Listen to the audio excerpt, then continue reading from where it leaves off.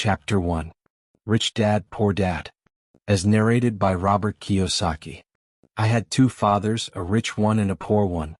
One was highly educated and intelligent. He had a PhD and completed 4 years of undergraduate work in less than 2 years.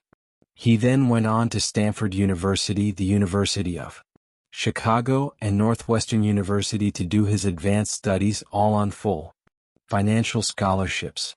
The other father never finished the 8th grade.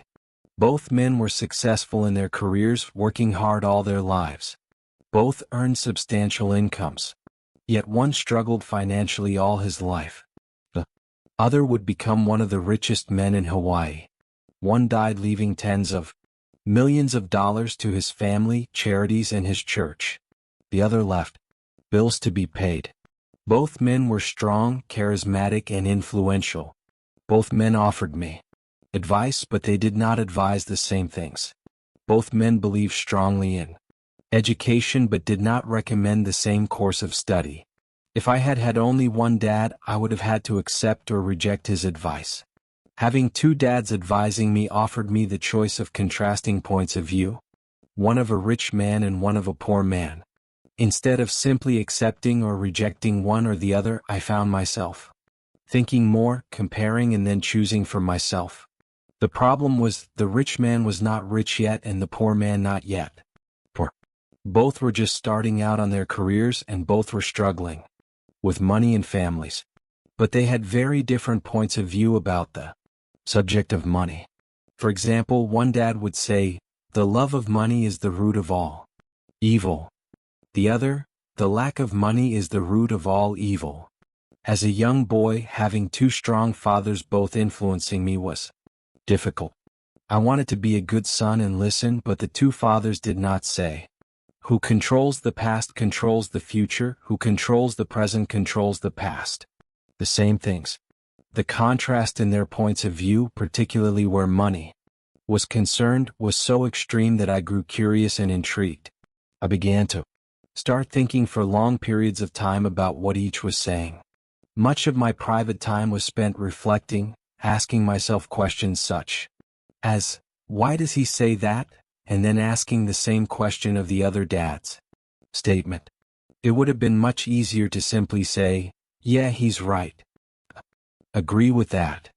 Or to simply reject the point of view by saying, "The old man doesn't know what he's talking about." Instead, having two dads whom I loved forced me to think and ultimately choose a way of thinking for myself. As a process, choosing for myself turned out to be much more valuable in the long run, rather than simply accepting or rejecting a single point of view. One of the reasons the rich get richer, the poor get poorer, and the middle class struggles in debt is because the subject of money is taught at home, not in school. Most of us learn about money from our parents. So what can a poor parent tell their child about money? They simply say, "Stay in school and study hard." The child may graduate with excellent grades, but with a poor person's financial programming and mindset, it was learned while the child was young. Money is not taught in schools. Schools focus on scholastic and professional skills, but not on financial skills. This explains how smart bankers, doctors, and accountants who earned excellent grades in school may still struggle financially all of their lives. Our staggering national debt is due in large part to highly educated politicians and government officials making financial decisions with little or no training on the subject of money. I often look ahead to the new millennium and wonder what will happen when we have millions of people who will need financial and medical assistance. They will be dependent on their families or the government for financial support. What will happen when Medicare and Social Security run out of money? How will a nation survive if teaching children about money continues to be left to parents, most of whom will be or already are poor? Because I had two influential fathers, I learned from both of them. I had to think about each dad's advice, and in doing so, I gained valuable insight into the power and effect of one's thoughts on one's life. For example, one dad had a habit of saying, "I can't afford it." The other dad forbade those words to be used. He insisted I say, "How can I afford it?" One is a statement and the other is a question. One lets you off the hook and the other forces you to think. My soon-to-be rich dad would explain that by automatically saying the words, "I can't afford it," your brain stops working. But asking the question, "How can I afford it?" your brain is put to work. He did not. Who controls the past controls the future, who controls the present controls the past. Mean by everything you wanted. He was fanatical about exercising your mind, the most powerful computer in the world. My brain gets stronger every day because I exercise it. The stronger it gets, the more money I can make. He believed that automatically saying "I can't afford it" was a sign of mental laziness. Although both dads worked hard, I noticed that one dad had a habit of putting his brain to sleep when it came to money matters, and the other had a habit of exercising his brain. The long-term result was that one dad grew stronger financially and the other grew weaker. It is not much different from a person who goes to the gym to exercise on a regular basis versus someone who sits on the couch watching television. Proper physical exercise increases your chances for health, and proper mental exercise increases your chances for wealth. Laziness decreases both health and wealth. My two dads had opposing attitudes in thought.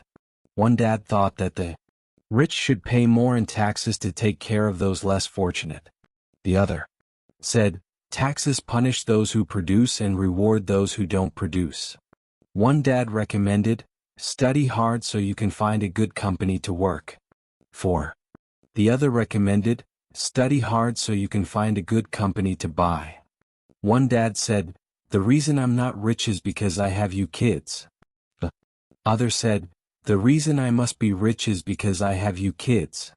One encouraged talking about money and business at the dinner table. The other forbade the subject of money to be discussed over a meal. One said, "When it comes to money, play it safe, don't take risks." The other said, "Learn to manage risk."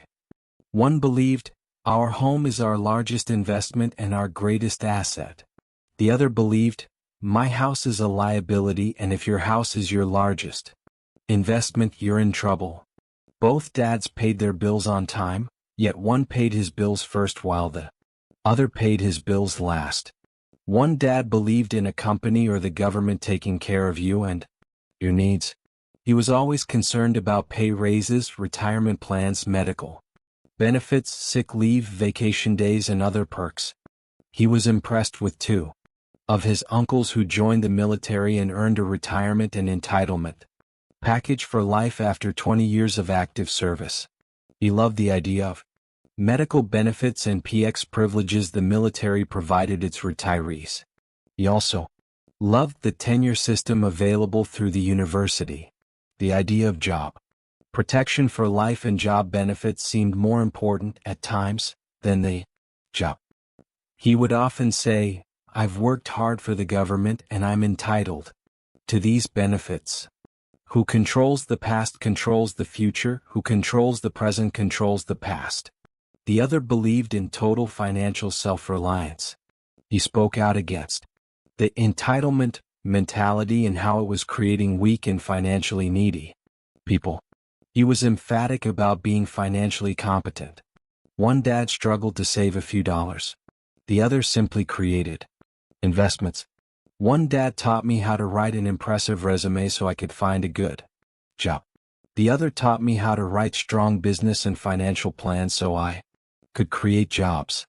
Being a product of two strong dads allowed me the luxury of observing the effects different thoughts have on one's life. I noticed that people really do shape their life through their thoughts. For example, my poor dad always said, "I'll never be rich." And that prophesy became reality. My rich dad, on the other hand, always referred to himself as rich. He would say things like, "I'm a rich man and rich people don't do this." Even when he was flat broke after a major financial setback, he continued to refer to himself as a rich man. He would cover himself by saying, "There is a difference between being poor and being broke. Broke is temporary, and poor is eternal. My poor dad would also say, I'm not interested in money, or money doesn't matter. My rich dad always said, money is power. The power of our thoughts may never be measured or appreciated, but it became obvious to me as a young boy to be aware of my thoughts and how I expressed myself. I noticed that my poor dad was poor not because of the amount of money he earned, which was significant, but because of his thoughts and actions. As a young boy having two fathers, I became acutely aware of being careful which thoughts I chose to adopt as my own. Whom should I listen to, my rich dad or my poor dad? Although both men had tremendous respect for education and learning, they disagreed in what they thought was important to learn. One wanted me to study hard, earn a degree and get a good job to work for money. You wanted me to study to become a professional, an attorney or an accountant, or to go to business school for my MBA. The other encouraged me to study to be rich, to understand how money works and to learn how to have it work for me. I don't work for money, were words he would repeat over and over. Money works for me. At the age of 9, I decided to listen to and learn from my rich dad about money. In doing so, I chose not to listen to my poor dad, even though he was the one with all the college degrees. Who controls the past controls the future, who controls the present controls the past. A lesson from Robert Frost. Robert Frost is my favorite poet. Although I love many of his poems, my favorite is The Road Not Taken. I use its lesson almost daily. The road not taken. 2 roads diverged in a yellow wood, and sorry I could not travel both and be one traveler. Long I stood and looked down one as far as I could to where it bent in the undergrowth. Then took the other as just as fair and having perhaps the better claim, because it was grassy and wanted where, though as for that the passing there had warned them really about the same. And both that morning equally lay in leaves no step had trodden black. I kept the first for another day, yet knowing how way leads on to way, I doubted if I should ever come back. I shall be telling this with a sigh somewhere ages and ages hence. 2 roads diverged in a wood, and I took the one less traveled by, and that has made all the difference. Robert Frost, 1916. And that made all the difference. Over the years, I have often reflected upon Robert Frost's poem. Choosing not to listen to my highly educated dad's advice and attitude about money was a painful decision, but it was a decision that shaped the rest of my life. Once I made up my mind whom to listen to, my education about money began. My rich dad taught me over a period of 30 years until I was age 39. He stopped once he realized that I knew and fully understood what he had been trying to drum into my often thick skull. Money is one form of power. But what is more powerful is financial education.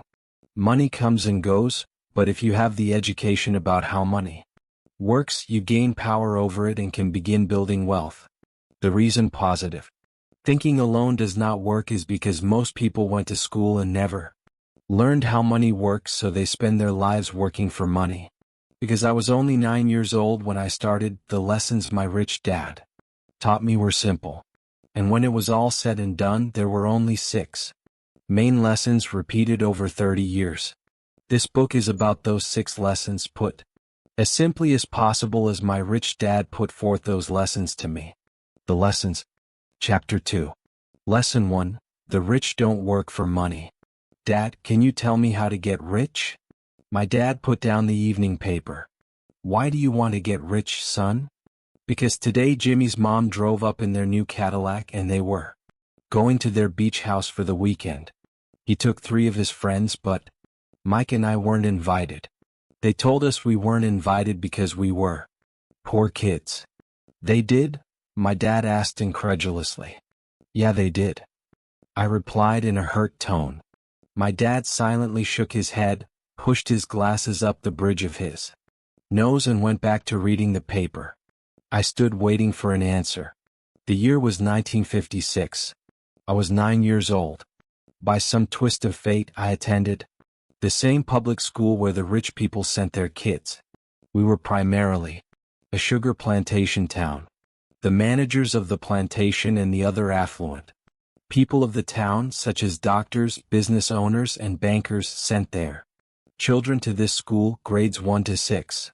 After grade 6, their children were generally sent off to private schools. Because my family lived on one side of the street, I went to this school. Had I lived on the other side of the street, I would have gone to a different school with kids from families more like mine. After grade 6, these kids and I would go on to the public intermediate and high school. There was no private school for them or for me. My dad finally put down the paper. I could tell he was thinking. Well, son, he began slowly, if you want to be rich, you have to learn to make money. Who controls the past controls the future, who controls the present controls the past. How do I make money? I asked. Well, use your head, son, he said, smiling. Which really meant, that's all I'm going to tell you, or, I don't know the answer, so don't embarrass me. A partnership is formed. The next morning I told my best friend Mike what my dad had said. Best I could tell, Mike and I were the only poor kids in this school. Mike was like me in that he was in this school by a twist of fate. Someone had drawn a jog in the line for the school district and we wound up in school with the rich kids. We weren't really poor, but we felt as if we were because all the other boys had new baseball gloves. Why? New bicycles, new everything. Mom and Dad provided us with the basics like food, shelter, clothes. But that was about it. My dad used to say, if you want something, work for it. We wanted things, but there was not much work available for 9-year-old boys. So what do we do to make money? Mike asked. I don't know, I said. But do you want to be my partner? He agreed, and so on that Saturday morning, Mike became my first business partner. We spent all morning coming up with ideas on how to 1-foot make money. Occasionally we talked about all the cool guys at Jimmy's beach house having fun. It hurt a little, but that hurt was good, for it inspired us to keep thinking of a way to make money. Finally, that afternoon, a bolt of lightning came through our heads. It was an idea Mike had gotten from a science book he had read. Excitedly, we shook hands, and the partnership now had a business. For the next several weeks, Mike and I ran around our neighborhood, knocking on doors and asking our neighbors if they would save their toothpaste tubes for us. With puzzled looks, most adults consented with a smile. Some asked us what we were doing, to which we replied, we can't tell you. It's a business secret. My mom grew distressed as the weeks wore on.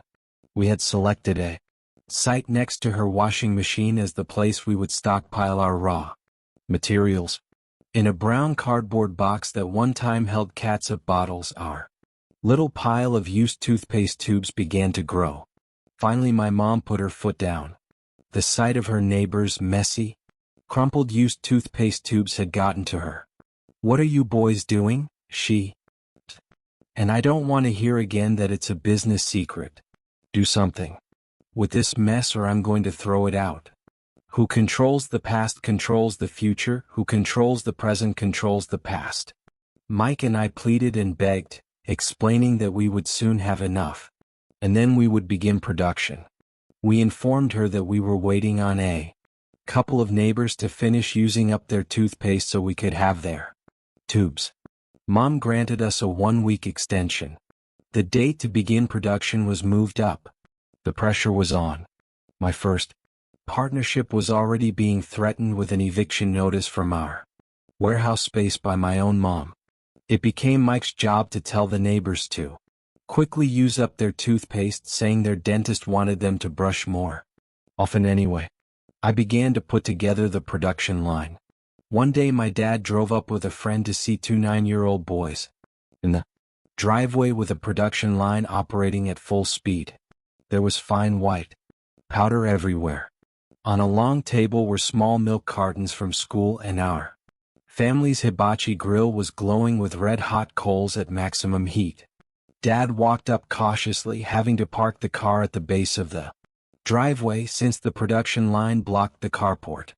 As he and his friend got closer, they saw a steel pot sitting on top of the coals with the Toothpaste tubes being melted down. In those days, toothpaste did not come in plastic tubes. The tubes were made of lead.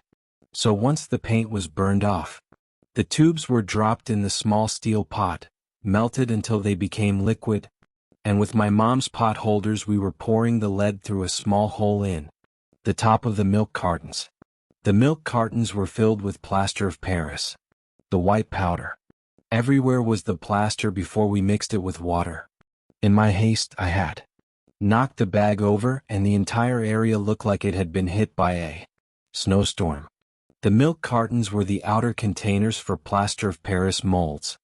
My dad and his friend watched as we carefully poured the molten lead through a small hole in the top of the plaster of Paris cube. Careful, my dad said. I nodded without looking up. Finally, once the pouring was through, I put the steel pot down and smiled. And my dad, "What are you boys doing?" he asked with a cautious smile. "We're doing what you told me to do. We're going to be rich," I said. "Yup," said Mike, grinning and nodding his head. "We're partners." "And what is in those plaster molds?" Dad asked. "Watch," I said. "This should be a good batch." With a small hammer, I tapped at the seal that divided the cube in. Cautiously, I pulled up the top half of the plaster mold and a lead nickel fell out. "Oh my God," my dad said.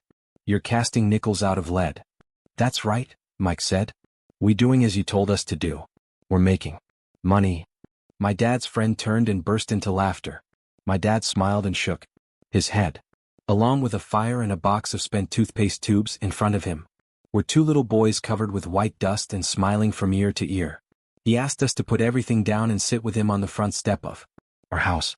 With a smile, he gently explained what the word counterfeiting meant. Our dreams were dashed. "You mean this is illegal?" asked Mike in a quivering voice. "Let them go," my dad's friend said. "They might be developing a natural talent." My dad glared at him. "Yes, it is illegal," my dad said gently. "But you boys have shown great creativity and original thought. Keep going. I'm really proud of you." Disappointed, Mike and I sat in silence for about 20 minutes before we began cleaning up our mess. The business was over on opening day. Sweeping the powder up, I looked at Mike and said, "I guess Jimmy and his friends are right. We are poor." My father was just leaving as I said that. "Boys," he said, "you're only poor if you give up. The most important thing is that you did something. Most people only talk and dream of getting rich. You've done something. I'm very proud of the two of you. I will say it again. Keep going. Don't quit." Mike and I stood there in silence. They were nice words, but we still did not know what to do. "So how come you're not rich, Dad?" I asked. "Because I chose to be a schoolteacher. Schoolteachers really don't think about being rich. We just like to teach. I wish I could help you, but I really don't know how to make money." Mike and I turned and continued our cleanup. "I know," said my dad. "If you boys want to learn how to be rich, don't ask me. Talk to your dad, Mike." "My dad?" asked Mike with a scrunched up face. "Who controls the past controls the future, who controls the present controls the past." "Yeah, your dad," repeated my dad with a smile. "Your dad and I have the same banker and he raves about your father. He's told me several times that your father is brilliant when it comes to making money." "My dad?" Mike asked again in disbelief. "Then how come we don't have a nice car and a nice house like the rich kids at school?" "A nice car and a nice house does not necessarily mean you're rich or you know how to make money," my dad replied. "Jimmy's dad works for the sugar plantation. He's not much different from me. He works for a company and I work for the government. The company buys the car for him. The sugar company is in financial trouble and Jimmy's dad may soon have nothing. Your dad is different. He seems to be building an empire and I suspect in a few years he will be a very rich man." With that, Mike and I got excited again. With new vigor we began cleaning up the mess caused by our now defunct first business. As we were cleaning, we made plans on how and when to talk to Mike's dad. The problem was that Mike's dad worked long hours and often did not come home until late. His father owned warehouses, a construction company, a chain of stores and 3 restaurants. Was the restaurants that kept him out late. Mike caught the bus home after we had finished cleaning up. He was going to talk to his dad when he got home that night and ask him if he would teach us how to become rich. Mike promised to call as soon as he had talked to his dad, even if it was late. The phone rang at 8:30 p.m. Okay, I said. Next Saturday. And put the phone down. Mike's dad had agreed to meet with Mike and me. At 7:30 Saturday morning, I caught the bus to the poor side of town. The lessons begin. I'll pay you 10 cents an hour. Even by 1956 pay standards, 10 cents an hour was low. Michael and I met with his dad that morning at 8 o'clock. He was already busy and had been at work for more than an hour. His construction supervisor was just leaving in his pickup truck as I walked up to his simple, small and tidy home. Mike met me at the door. Dad's on the phone and he said to wait on the back porch, Mike said as he opened the door. The old wooden floor creaked as I stepped across the threshold of this aging house. There was a cheap mat just inside the door. The mat was there too. Who controls the past controls the future, who controls the present controls the past. Hide the years of wear from countless footsteps that the floor had supported. Although clean, it needed to be replaced. I felt claustrophobic as I entered the narrow living room, which was filled with old musty overstuffed furniture that today would be collectors' items. Sitting on the couch were two women a little older than my mom. Across from the women sat a man in workman's clothes. He wore khaki slacks and a khaki shirt, neatly pressed but without starch, and polished work books. He was about 10 years older than my dad, I'd say about 45 years old. They smiled as Mike and I walked past them, heading for the kitchen, which led to the porch that overlooked the backyard. I smiled back shyly. Who are those people? I asked. Oh, they work for my dad. The older man runs his warehouses and the women are the managers of the restaurants. And you saw the construction supervisor who is working on a road project about 50 miles from here. His other supervisor, who is building a track of houses, had already left before you got here. Does this go on all the time? I asked. Not always, but quite often, said Mike, smiling as he pulled up a chair to sit down next to me. I asked him if he would teach us to make money, Mike said. Oh, and what did he say to that? I asked with cautious curiosity. Well, he had a funny look on his face at first, and then he said he would make us an offer. Oh, I said, rocking my chair back against the wall. I sat there, perched on two rear legs of the chair. Mike did the same thing. Do you know what the offer is? I asked. No, but we'll soon find out. Suddenly, Mike's dad burst through the rickety screen door and onto the porch. Mike and I jumped to our feet, not out of respect but because we were startled. Ready, boys? Mike's dad asked as he pulled up a chair to sit down with us. We nodded our heads as we pulled our chairs away from the wall to sit in front of him. He was a big man, about 6 feet tall and 200 pounds. My dad was taller, about the same weight and 5 years older than Mike's dad. They sort of looked alike, though not of the same ethnic makeup. Maybe their energy was similar. Who controls the past controls the future, who controls the present controls the past. Mike says you want to learn to make money? Is that correct, Robert? I nodded my head quickly but with a little intimidation. He had a lot of power behind his words and smile. Okay, here's my offer. I'll teach you, but I won't do it classroom style. You work for me, I'll teach you. You don't work for me, I won't teach you. I can teach you faster if you work, and I'm wasting my time if you just want to sit and listen like you do in school. That's my offer. Take it or leave it. Ah, may I ask a question first? I asked. No. Take it or leave it. I've got too much work to do to waste my time. If you can't make up your mind decisively, then you'll never learn to make money. Anyway, opportunities come and go. Being able to know when to make quick decisions is an important skill. You have an opportunity that you asked for.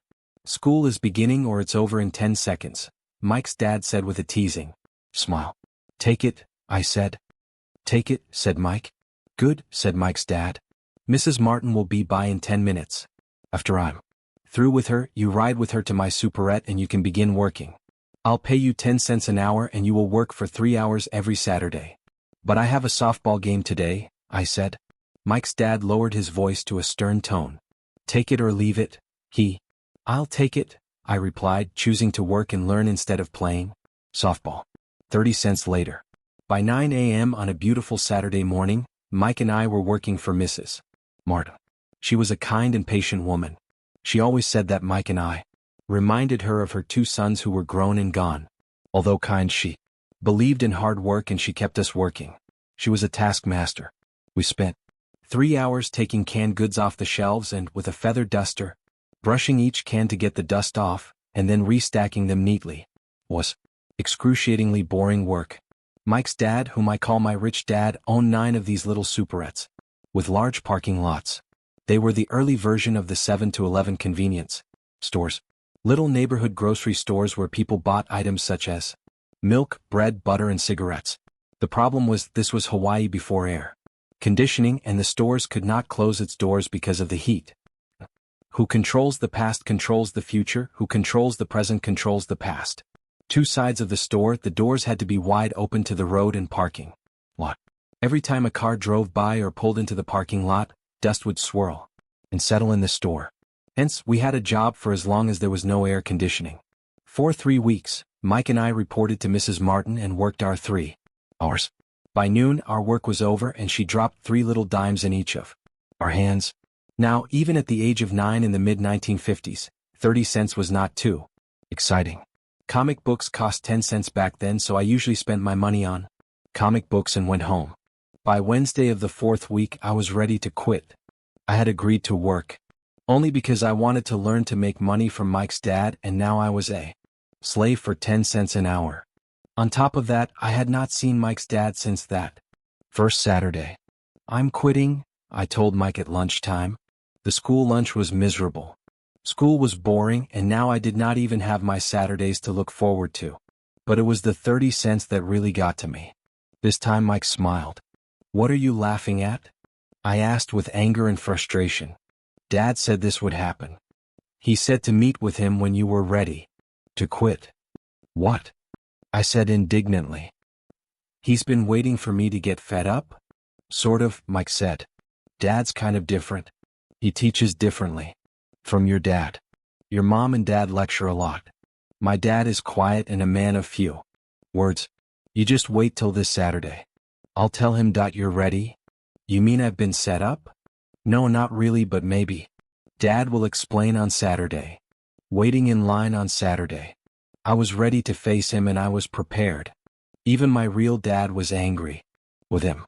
My real dad, the one I call the poor one, thought that my rich dad was violating child labor laws and should be investigated. My educated poor dad told me to demand what I deserve. At least 25 cents an hour. My poor dad told me that if I did not get a raise, I was to quit immediately. "You don't need that damn job anyway," said my poor dad with indignity. At 8 o'clock Saturday morning, I was going through the same rickety door of Mike's house. Who controls the past controls the future, who controls the present controls the past. "Take a seat and wait in line," Mike's dad said as I entered. He turned and disappeared into his little office next to a bedroom. I looked around the room and did not see Mike anywhere. Feeling awkward, I cautiously sat down next to the same 2 women who were there 4 weeks earlier. They smiled and slid across the couch to make room for me. 45 minutes went by and I was steaming. The 2 women had met with him and left 30 minutes earlier. An older gentleman was in there for 20 minutes and was also gone. The house was empty and I sat out in his musty dark living room on a beautiful sunny Hawaiian day, waiting to talk to a cheapskate who exploited children. I could hear him rustling around the office, talking on the phone and ignoring me. I was now ready to walk out, but for some reason I stayed. Finally, 15 minutes later, at exactly 9 o'clock, Rich Dad walked out of his office, said nothing, and signaled with his hand for me to enter his dingy office. "I understand you want a raise or you're going to quit," Rich Dad said as he swiveled in his office chair. "Well, you're not keeping your end of the bargain," I blurted out nearly in tears. It was really frightening for a 9-year-old boy to confront a grown-up. "You said that you would teach me if I worked for you." "Well, I've worked for you. I've worked hard. I've given up my baseball games to work for you. And you don't keep your word. You haven't taught me anything. You're a crook like everyone in town thinks you are. You're greedy. You want all the money and don't take care of your employees. You make me wait and don't show me any respect. Only a little boy, and I deserve to be treated better." Rich Dad rocked back in his swivel chair, hands up to his chin somewhat, staring at me. It was like he was studying me. Not bad, he said. In less than a month you sound like most of my employees. What? I asked. Not understanding what he was saying, I continued with my grievance. I thought you were going to keep your end of the bargain and teach me. Instead you want to torture me? That's cruel. That's really cruel.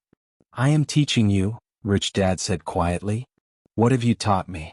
Nothing, I said angrily. You haven't even talked to me once since I agreed to work for peanuts.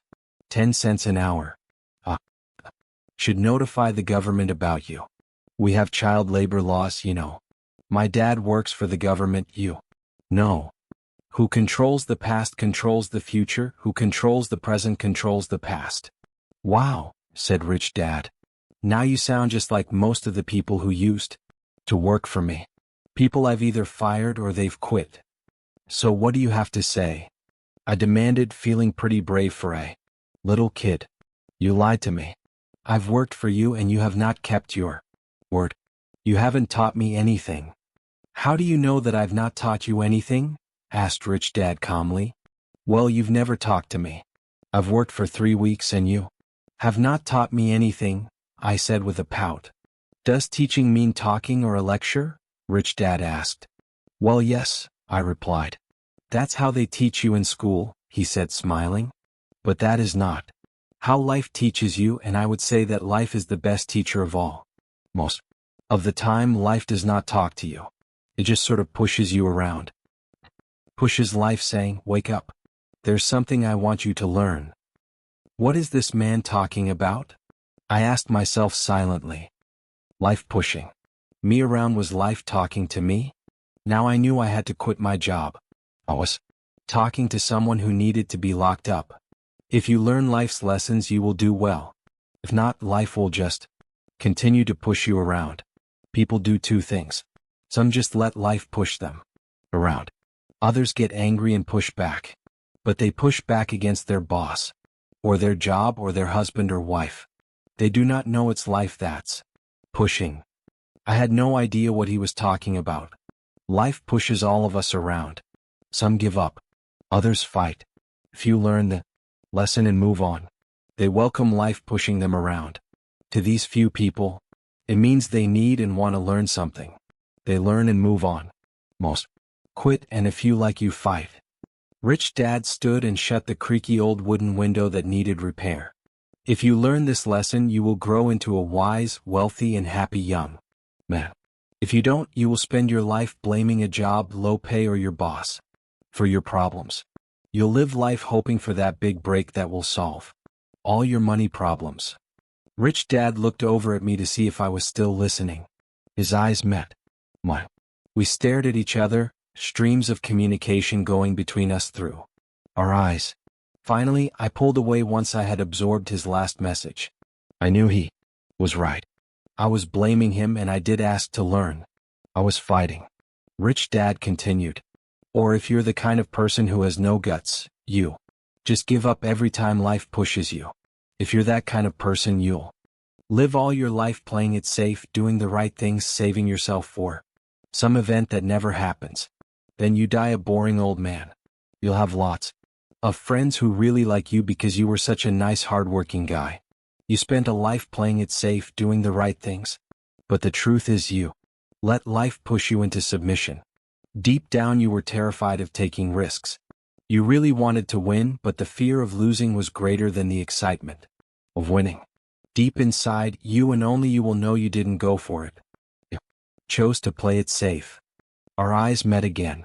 For 10 seconds we looked at each other, only pulling away once the message was received.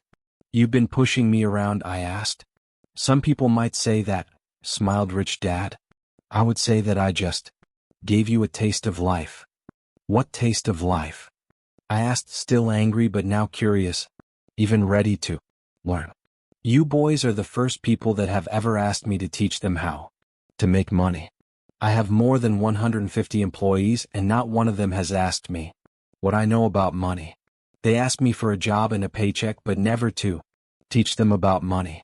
So most will spend the best years of their lives working for money, not really understanding what it is they are working for.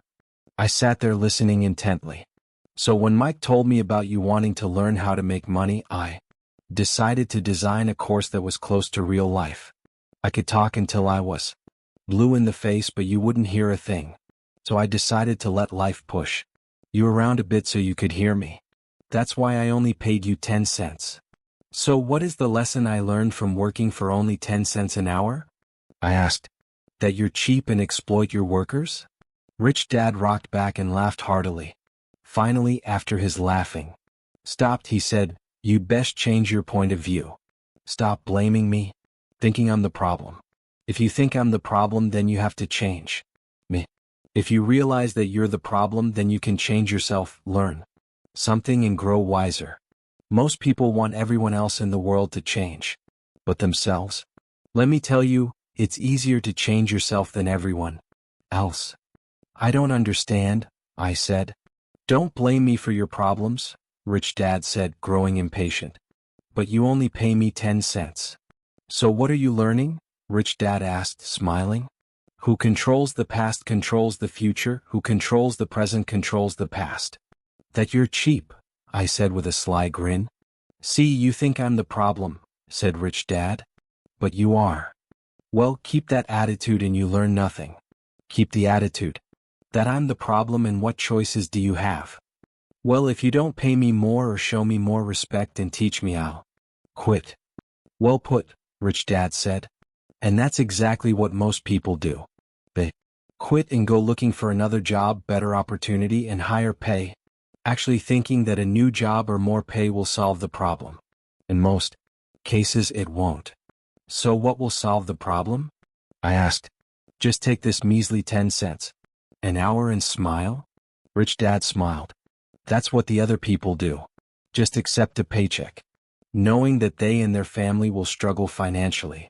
But that's all they do, waiting for a raise, thinking that more money will solve the problem. Most just accept it, and some take a second job working harder, but again, accepting a small paycheck." I sat staring at the floor, beginning to understand the lesson Rich Dad was presenting. I could sense it was a taste of life. Finally, I looked up and repeated the question. "So what will solve the problem?" "This," he said, tapping me gently on the head. "This stuff between your ears." It was at that moment that Rich Dad shared the pivotal point of view that separated him from his employees and my poor dad and led him to eventually become one of the richest men in Hawaii, while my highly educated but poor dad struggled financially all his life. It was a singular point of view that made all the difference over a lifetime. Rich Dad said over and over this point of view, which I call lesson number 1. The poor and the middle class work for money. The rich have money work for them. On that bright Saturday morning, I was learning a completely different point of view from what I had been taught by my poor dad. At the age of 9, I grew aware that both dads wanted me to learn. Both dads encouraged me to study, but not the same things. Who controls the past controls the future, who controls the present controls the past. My highly educated dad recommended that I do what he did. "Son, I want you to study hard, get good grades so you can find a safe, secure job with a big company. And make sure it has excellent benefits." My rich dad wanted me to learn how money works so I could make it work for me. These lessons I would learn through life with his guidance, not because of a classroom. My rich dad continued my first lesson. "I'm glad you got angry about working for 10 cents an hour. If you had not gotten angry and had gladly accepted it, I would have to tell you that I could not teach you. You see, true learning takes energy, passion, a burning desire. Anger is a big part of that. Formula for passion is anger and love combined. When it comes to money, most people want to play it safe and feel secure. So passion does not direct them. Fear does. So is that why they'll take a job with low par?" I asked. "Yes," said Rich Dad. "Some people say I exploit people because I don't pay as much as the sugar plantation or the government. I say the people exploit themselves. It's their fear, not mine." "But don't you feel you should pay them more?" I asked. "I don't have to. And besides, more money will not solve the problem. Just look at your dad. He makes a lot of money and he still can't pay his bills. Most people given more money only get into more debt. So that's why the 10 cents an hour, I said, smiling. It's a part of the lesson. That's right, smiled Rich Dad. You see, your dad went to school and got an excellent education so he could get a high-paying job, which he did. But he still has money problems because he never learned anything about money at school. On top of that, he believes in working for money. And you don't? I asked. No, not really, said Rich Dad. If you want to learn to work for money, then stay in school. That is a great place to learn to do that. But if you want to learn how to have money work for you, then I will teach you that. But only if you want to learn. Wouldn't everyone want to learn that? I asked. No, said Rich Dad. Simply because it's easier to learn to work for money, especially if fear is your primary emotion when the subject of money is discussed. I don't understand, I said with a frown. Who controls the past controls the future, who controls the present controls the past. Don't worry about that for now. Just know that it's fear that keeps most people working at a job. The fear of not paying their bills. The fear of being fired. The fear of not having enough money. The fear of starting over. That's the price of studying to learn a profession or trade, and then working for money. Most people become a slave to money, and then get angry at their boss. Learning to have money work for you is a completely different course of study? I asked. Absolutely, Rich Dad answered. Absolutely. We sat in silence on that beautiful Hawaiian Saturday morning. My friends would have just been starting their little league baseball game. But for some reason I was now thankful I had decided to work for 10 cents an hour. I sensed that I was about to learn something my friends would not learn in school. Ready to learn? Asked Rich Dad. Absolutely, I said with a grin. I have kept my promise. I've been teaching you from afar, my Rich Dad said. At 9 years old, you've gotten a taste of what it feels like to work for money. Just multiply your last month by 50 years and you will have an idea of what most people spend their life doing. I don't understand, I said. How did you feel waiting in line to see me? Wants to get hired and wants to ask for more money? Terrible, I said. If you choose to work for money, that is what life is like for many people, said Rich Dad. And how did you feel when Mrs. Martin dropped 3 dimes in your hand? For 3 hours work? I felt like it wasn't enough. It seemed like nothing. I was disappointed, I said. And that is how most employees feel when they look at their paychecks. Especially after all the tax and other deductions are taken out. At least you got 100%. You mean most workers don't get paid everything? I asked with amazement. Heavens no, said Rich Dad. The government always takes its share first. How do they do that? I asked. Taxes, said Rich Dad. You're taxed when you earn. You're taxed when you spend. You're taxed when you save. You're taxed when you die. Who controls the past controls the future, who controls the present controls the past. Why do people let the government do that to them? The rich don't, said Rich Dad with a smile. The poor and the middle class do. I'll bet you that I earn more than your dad, yet he pays more in taxes. How can that be? I asked. As a 9-year-old boy, that made no sense to me. Why would someone let the government do that to them? Rich Dad sat there in silence. I guess he wanted me to listen instead of jabber away at the mouth. Finally I calmed down. I did not like what I had heard. I knew my dad complained constantly about paying so much in taxes, but really did nothing about it. Was that life pushing him around? Rich Dad rocked slowly and silently in his chair, just looking at me. Ready to learn? He asked. I nodded my head slowly. As I said, there is a lot to learn. Learning how to have money work for you is a lifetime study. Most people go to college for 4 years and their education ends. I already know that my study of money will continue over my lifetime simply because the more I find out, the more I find out I need to know. Most people never study the subject. They go to work, get their paycheck, balance their checkbooks, and that's it. On top of that, they wonder why they have money problems. Then they think that more money will solve the problem. Few realize that it's their lack of financial education that is the problem. So my dad has tax problems because he doesn't understand money? I asked, confused. Look, said Rich Dad. Taxes are just one small section on learning how to have money work for you. Today I just wanted to find out if you still have the passion to learn about money. Most people don't. They want to go to school, learn a profession, have fun at their work, and earn lots of money. One day they wake up with big money problems and then they can't stop working. That's the price of only knowing how to work for money instead of studying how to have money work for you. So do you still have the passion to learn? Asked Rich Dad. I nodded my head. Good, said Rich Dad. Now get back to work. This time I will pay you nothing. What? I asked in amazement. You heard me. Nothing.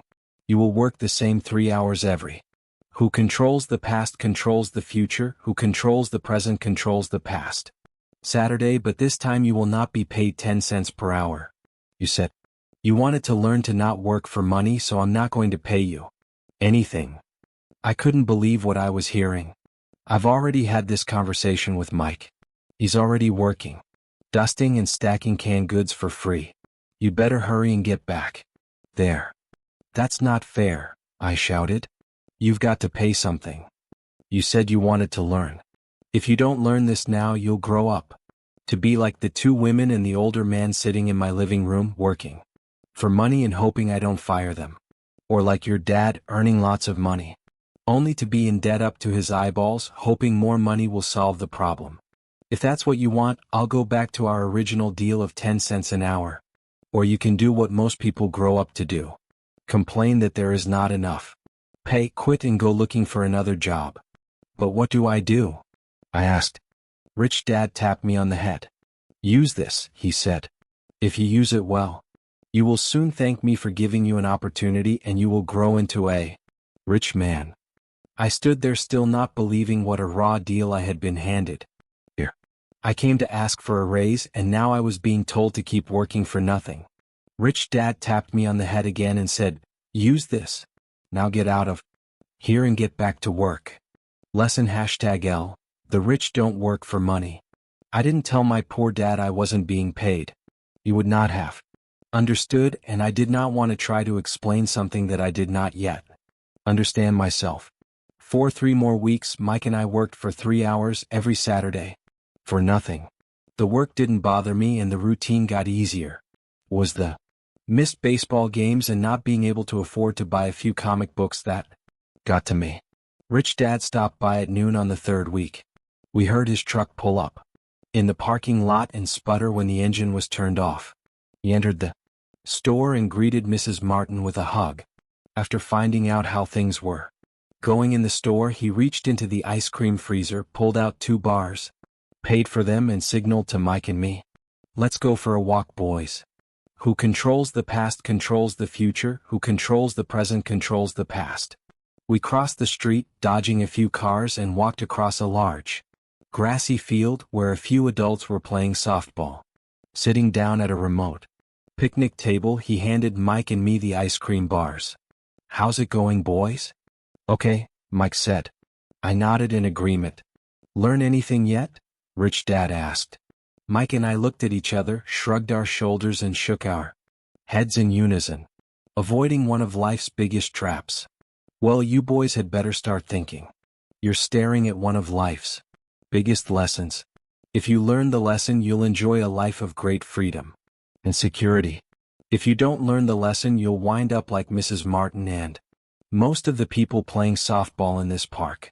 They work very hard for little money, clinging to the illusion of job security, looking forward to a 3-week vacation each year and a skimpy pension after 45 years of work. If that excites you, I'll give you a raise to 25 cents an hour. But these are good hardworking people. Are you making fun of them? Demanded. A smile came over Rich Dad's face. Mrs. Martin is like a mother to me. I would never be that cruel. I may sound cruel because I'm doing my best to point something out to the two of you. I want to expand your point of view so you can see something most people never have the benefit of seeing because their vision is too narrow. Most People never see the trap they are in. Mike and I sat there uncertain of his message. He sounded cruel, yet we could sense he was desperately wanting us to know something. With a smile, Rich Dad said, "Doesn't that 25 cents an hour sound good? Doesn't it make your heart beat a little faster?" I shook my head no, but it really did. 25 cents an hour would be big bucks to me. "Okay, I'll pay you $1 an hour," Rich Dad said with a sly grin. Now my heart was beginning to race. My brain was screaming, "Take it, take it." I could not believe what I was hearing. Still I said, "Nothing." Who controls the past controls the future, who controls the present controls the past. Okay, $2 an hour. My little 9-year-old brain and heart nearly exploded. After all, it was 1956 and being paid $2 an hour would have made me the richest kid in the world. I couldn't imagine earning that kind of money. I wanted to say, yes. I wanted the deal. I could see a new bicycle, a new baseball glove, and adoration of my friends when I flashed some cash. On top of that, Jimmy and his rich friends could never call me poor again. But somehow my mouth stayed silent. Maybe my brain had overheated and blown a fuse.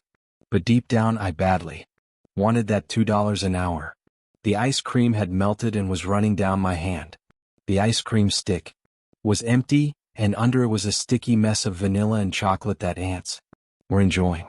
Rich Dad was looking at two boys staring back at him, eyes wide open and brains empty. He knew he was testing us, and he knew there was a part of our emotions that wanted to take the deal.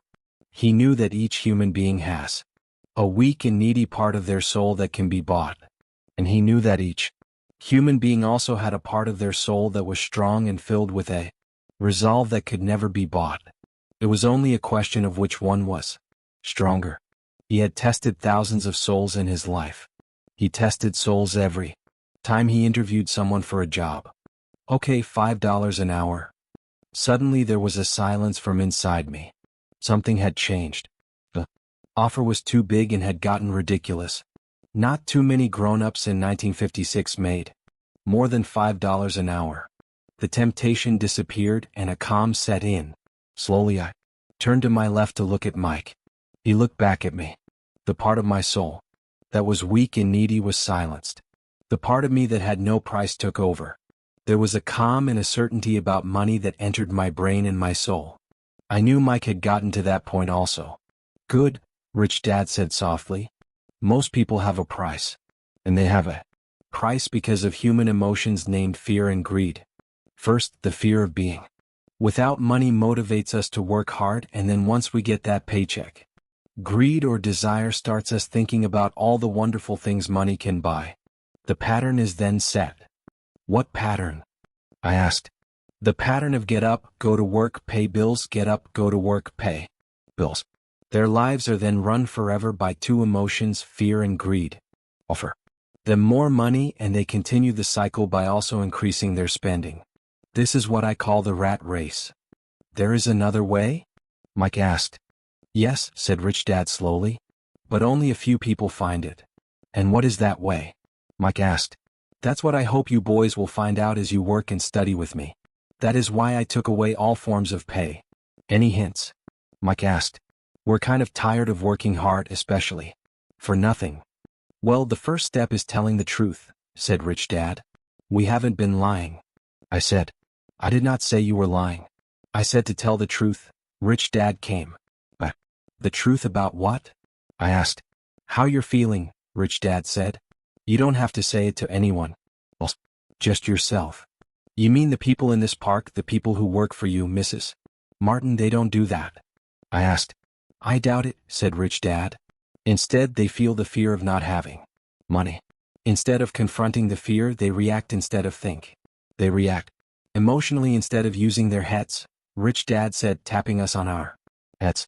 "Then they get a few bucks in their hands and again the emotion of joy and desire and greed take over, and again they react instead of think. So their emotions do their thinking," Mike said. "That's correct," said Rich Dad. "Instead of telling the truth about how they feel, they react to their feeling, fail to think. They feel the fear, they go to work hoping that money will soothe the fear, but it doesn't. That old Fear haunts them and they go back to work hoping again that money will calm their fears, and again it doesn't. Fear has them in this trap of working, earning money, working, earning money, hoping the fear will go away. But every day they get up and that old fear wakes up with them. For millions of people, that old fear keeps them awake all night, causing a night of turmoil and worry. So they get up and go to work hoping that a paycheck will kill that fear, gnawing at their soul. Money is running their lives and they refuse to tell the truth about that. Money is in control of their emotions and hence their souls. Rich Dad sat quietly, letting his words sink in. Mike and I heard what he said but really did not understand fully what he was talking about. I just knew that I often wondered why grown-ups hurried off to work. Did not seem like much fun and they never looked that happy, but something kept them hurrying off to work. Who controls the past controls the future, who controls the present controls the past. Realizing we had absorbed as much as possible of what he was talking about, Rich Dad said, I want you boys to avoid that trap. That is really what I want to teach you. Not just to be rich, because being rich does not solve the problem. It doesn't? I asked, surprised. No, it doesn't. Let me finish the other emotion, which is desire. Some call it greed, but I prefer desire. It is perfectly normal to desire something better, prettier, more fun, or exciting. So people also work for money because of desire. They desire money for the joy they think it can buy. But the joy that money brings is often short-lived, and they soon need more money for more joy, more pleasure, more comfort, more security. So they keep working thinking money will soothe their souls that is troubled by fear and desire. But money cannot do that. Even rich people? Mike asked. Rich people included, said Rich Dad. In fact, the reason many rich people are rich is not because of desire but because of fear. They actually think that money can eliminate that fear of not having money, of being poor, so they amass tons of it only to find out the fear gets worse. They now fear losing. I have friends who keep working even though they have plenty. I know people who have millions who are more afraid now than when they were poor. They're terrified of losing all their money. The fears that drove them to get rich got worse. That weak and needy part of their soul is actually screaming louder. They don't want to lose the big houses, the cars, the high life that money has bought them. They worry about what their friends would say if they lost all their money. Many are emotionally desperate and neurotic, although they look rich and have more money. So is a poor man happier? I asked. No, I don't think so, replied Rich Dad. The avoidance of money is just as psychotic as being attached to money. As if on cue, the town derelict went past our table, stopping by the large rubbish can and rummaging around in it. The three of us watched him with great interest when before we probably would have just ignored him. Rich Dad pulled $1 out of his wallet and gestured to the older man. Seeing the money, the derelict came over immediately, took the bill, thanked Rich Dad profusely and hurried off ecstatic with his good fortune. He's not much different from most of my employees, said Rich Dad. I've met so many people who say, oh, I'm not interested in money. Yet they'll work at a job for 8 hours a day. That's a denial of truth. If they weren't, who controls the past controls the future, who controls the present controls the past. Interested in money, then why are they working? That kind of thinking is probably more psychotic than a person who hoards money. As I sat there listening to my Rich Dad, my mind was flashing back to the countless times my own dad said, I'm not interested in money. He said those words often. He also covered himself by always saying, I work because I love my job. So what do? I asked. Not work for money until all traces of fear and greed are gone? No, that would be a waste of time, said Rich Dad. Emotions are what make us human, make us real. The word emotion stands for energy in motion. Be truthful about your emotions and use your mind and emotions in your favor, not against yourself. Whoa, said Mike. Don't worry about what I just said. It will make more sense in years to come. Just be an observer, not a reactor to your emotions. Most people do not know that it's their emotions that are doing the thinking. Your emotions are your emotions, but you have got to learn to do your own thinking. Can you give me an example? I asked. Sure, replied Rich Dad.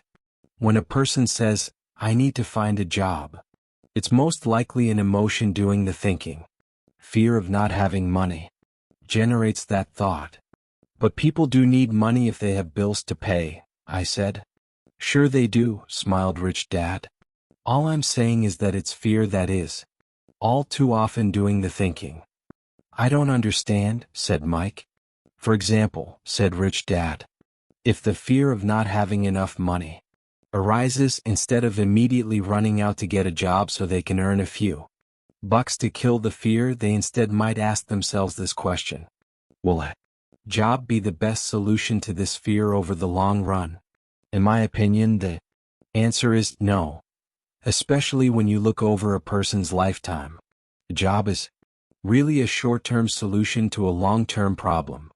But my dad is always saying, stay in school, get good grades so you can find a safe, secure job. I spoke out, somewhat confused. Yes, I understand he says that, said Rich Dad, smiling. Most people recommend that, and it's a good idea for most people. But people make that recommendation primarily out of fear. You mean my dad says that because he's afraid? Who controls the past controls the future, who controls the present controls the past. Yes, said Rich Dad. He's terrified that you won't be able to earn money and won't fit into society. Don't get me wrong. He loves you and wants the best for you. And I think his fear is justified. An education and a job are important. But it won't handle the fear. You see, that same fear that makes him get up in the morning to earn a few bucks is the fear that is causing him to be so fanatical about you going to school. So what do you recommend? I asked. I want to teach you to master the power of money, not be afraid of it. And they don't teach that in school. If you don't learn it, you become a slave to money. It was finally making sense. He did want us to widen our views. What Mrs. Martin could not see, his employees could not see, or my dad for that matter. He used examples that sounded cruel at the time, but I've never forgotten them. My vision widened that day, and I could begin to see the trap that lay ahead for most people. You see, we're all employees ultimately. We just work at different levels, said Rich Dad. I just want you boys to have a chance to avoid the trap. The trap caused by those two emotions, fear and desire.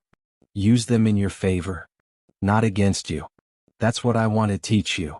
I'm not interested in just teaching you to make a pile of money that won't handle the fear or desire. You don't first handle fear and desire and you get rich, you'll only be a high-paid slave. So how do we avoid the trap? I asked. The main cause of poverty or financial struggle is fear and ignorance, not the economy or the government or the rich. It's self-inflicted fear and ignorance that keeps people trapped. So you boys go to school and get your college degrees. I'll teach you how to stay out of the trap. The pieces of the puzzle were appearing. My highly educated dad had a great education and a great career. But school never told him how to handle money or his fears. It became clear that I could learn different and important things from two fathers. So you've been talking about the fear of not having money. How does the desire of money affect our thinking? Mike asked. How did you feel when I tempted you with a pay raise? Did you notice your desires rising? We nodded our heads. By not giving in to your emotions, you were able to delay your reactions and think. That is most important. We will always have emotions of fear, and who controls the past controls the future, who controls the present controls the past. Agreed. From here on in, it is most important for you to use those emotions to your advantage and for the long term, and not simply let your emotions run you. By controlling your thinking. Most people use fear and greed against themselves. That's the start of ignorance. Most people live their lives chasing paychecks, pay raises and job security because of the emotions of desire and fear, not really questioning where those emotion-driven thoughts are leading them. Just like the picture of a donkey dragging a cart with its owner dangling a carrot just in front of the donkey's nose. The donkey's owner may be going where he wants to go, but the donkey is chasing an illusion.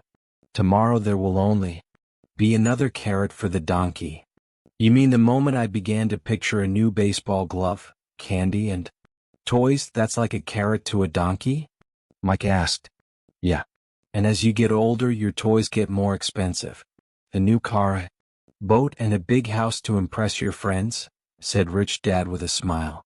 Fear pushes you out the door and desire calls to you, enticing you toward the rocks. That's the trap. So what's the answer? Mike asked. What intensifies fear and desire is ignorance. That is why rich people with lots of money often have more fear the richer they get. Money is the carrot, the illusion. If the donkey could see the whole picture, it might rethink its choice to chase the carrot. Rich Dad went on to explain that a human's life is a struggle between ignorance and illumination. He explained that once a person stops searching for information and knowledge of oneself, ignorance sets in. That struggle is a moment-to-moment decision to learn to open or close one's mind. Look, school is very, very important. You go to school to learn a skill or profession so as to be a contributing member of society. Every culture needs teachers, doctors, mechanics, artists, cooks, business people, police officers, firefighters, soldiers. Schools train them so our culture can thrive and flourish, said Rich Dad. Unfortunately for many people, school is the end, not the beginning. There was a long silence. Rich Dad was smiling. I did not comprehend everything he said that day. But as with most great teachers whose words continue to teach for years, often long after they're gone, his words are still with me today. I've been a little cruel today, said Rich Dad. Cruel for a reason. I want you to always remember this talk. I want you to always think of Mrs. Martin. I want you always to think of the donkey. Never forget, because your two emotions, fear and desire, can lead you into life's biggest trap if you're not aware of them controlling your thinking. To spend your life living in fear, never exploring your dreams, is cruel. To work hard for money thinking that money will buy you things that will make you happy is also cruel. To wake up in the middle of the night terrified about paying bills is a horrible way to live. To live a life dictated by the size of a paycheck is not really a life. Thinking that a job will make you feel secure is lying to yourself. That's cruel, and that's the trap I want you to avoid if possible. I've seen how money runs people's lives. Don't let that happen to you. Please don't let money run your life. A softball rolled under our table. Rich Dad picked it up and threw it back. So what does ignorance have to do with greed and fear? I asked. Because it is ignorance about money that causes so much greed and so much fear, said Rich Dad. Let me give you some examples. A doctor wanting more money to better provide for his family raises his fees. By raising his fees, it makes healthcare more expensive for everyone. Now, it hurts the poor people the most, so poor people have worse health than those with money. Because the doctors raise their rates, the attorneys raise their rates. Because the attorneys' rates have gone up, school teachers want a raise, which raises our taxes, and on and on and on. Soon there will be such a horrifying gap between the rich and the poor that chaos will break out and another great civilization will collapse. Great civilizations collapsed when the gap between the haves and have-nots was too great. America is on the same course, proving once again that history repeats itself because we do not learn from history. We only memorize historical dates and names, not the lesson. Aren't prices supposed to go up? I asked. Not in an educated society with a well-run government. Prices should actually come down. Of course, that is often only true in theory. Prices go up because of greed and fear caused by ignorance. If schools taught people about money, there would be more money and lower prices, but schools focus only on teaching people to work for money, not how to harness money's power. But don't we have business schools? Mike asked. Aren't you encouraging me to go to business school for my master's degree? Yes, said Rich Dad. But all too often business schools train employees who are sophisticated bean counters. Heaven forbid a bean counter takes over a business. All they do is look at the numbers, fire people, and kill the business. I know because I hire bean counters. All they think about is cutting costs and Who controls the past controls the future, who controls the present controls the past. Raising prices which cause more problems. Bean counting is important. I wish more people knew it, but it too is not the whole picture, added Rich Dad. Angrily. So is there an answer? Asked Mike. Yes, said Rich Dad. Learn to use your emotions to think, not think with your emotions.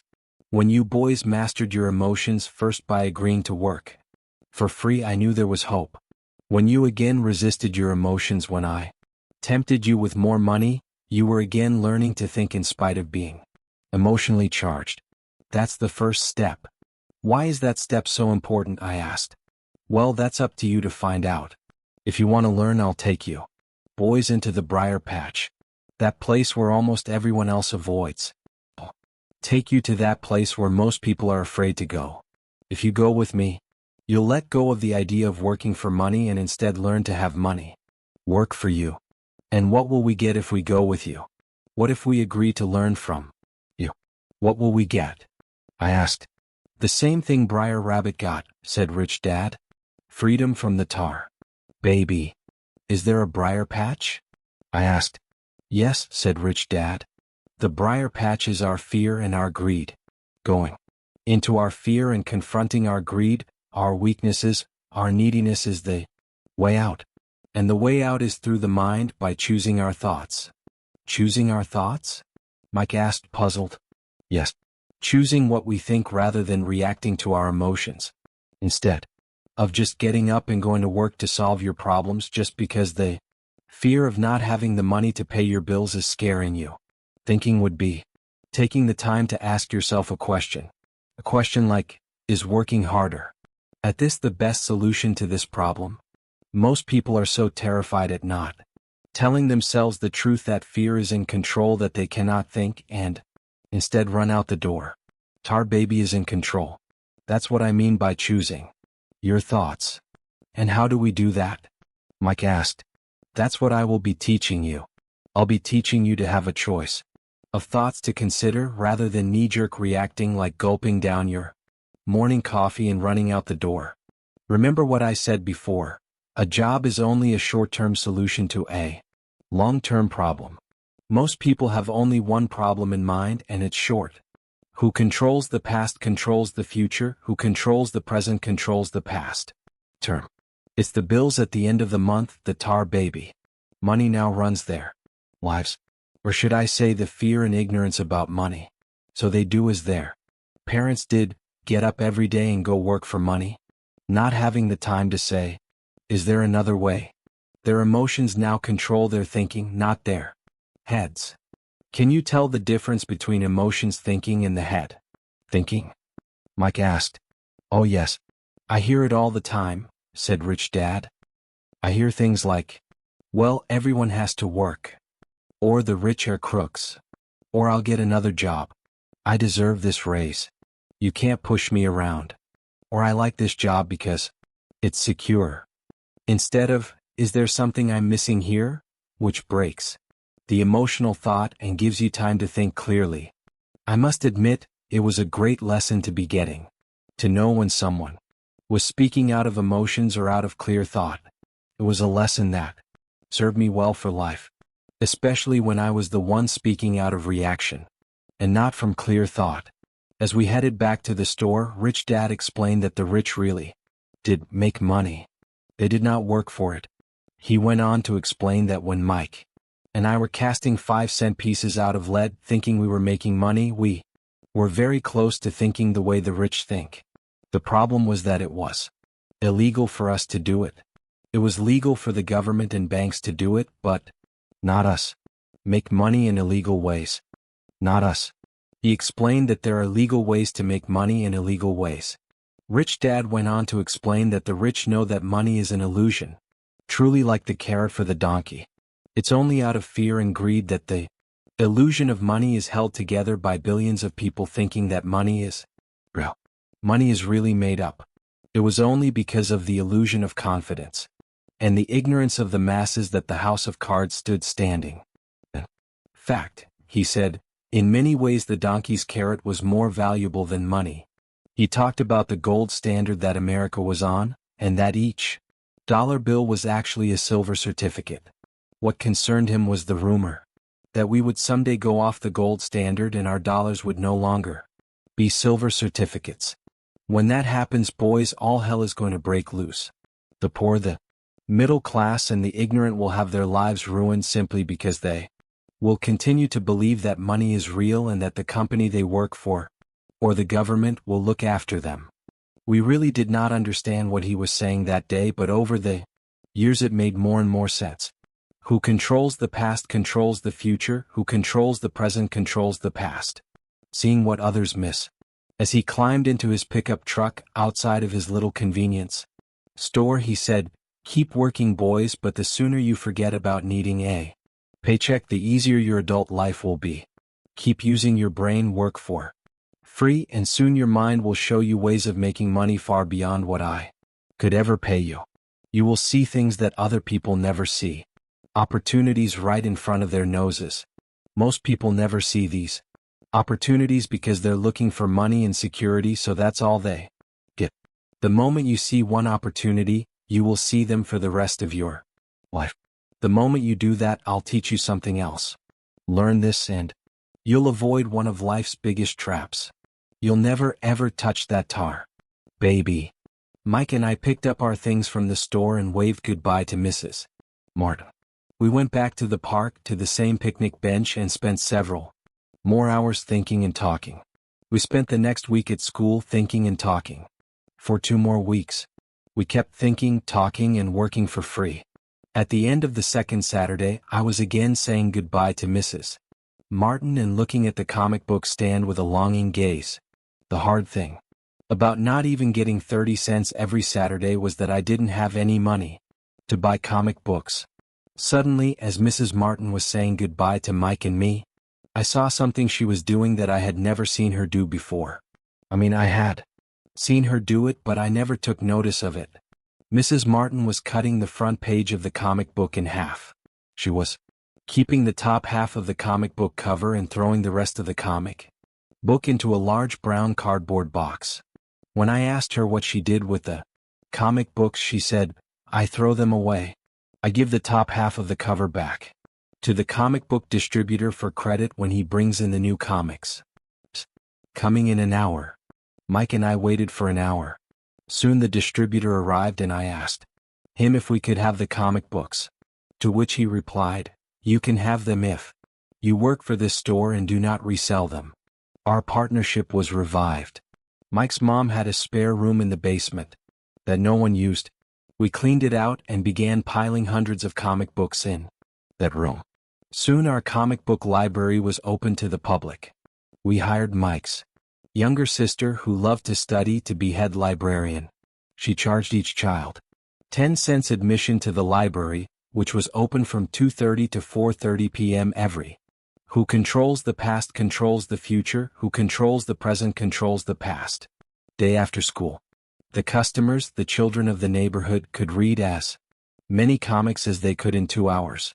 It was a bargain for them since a comic cost 10 cents each and they could read 5 or 6 in 2 hours. Mike's sister would check the kids as they left to make sure they weren't borrowing any comic books. She also kept the books, logging in how many kids showed up each day, who they were, and any comments they might have. Mike and I averaged $9.50 per week over a 3-month period. We paid his sister $1 a week and allowed her to read the comics for free, which she rarely did since she was always studying.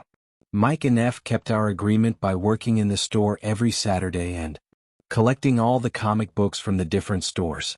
We kept our agreement to the distributor by not selling any comic books.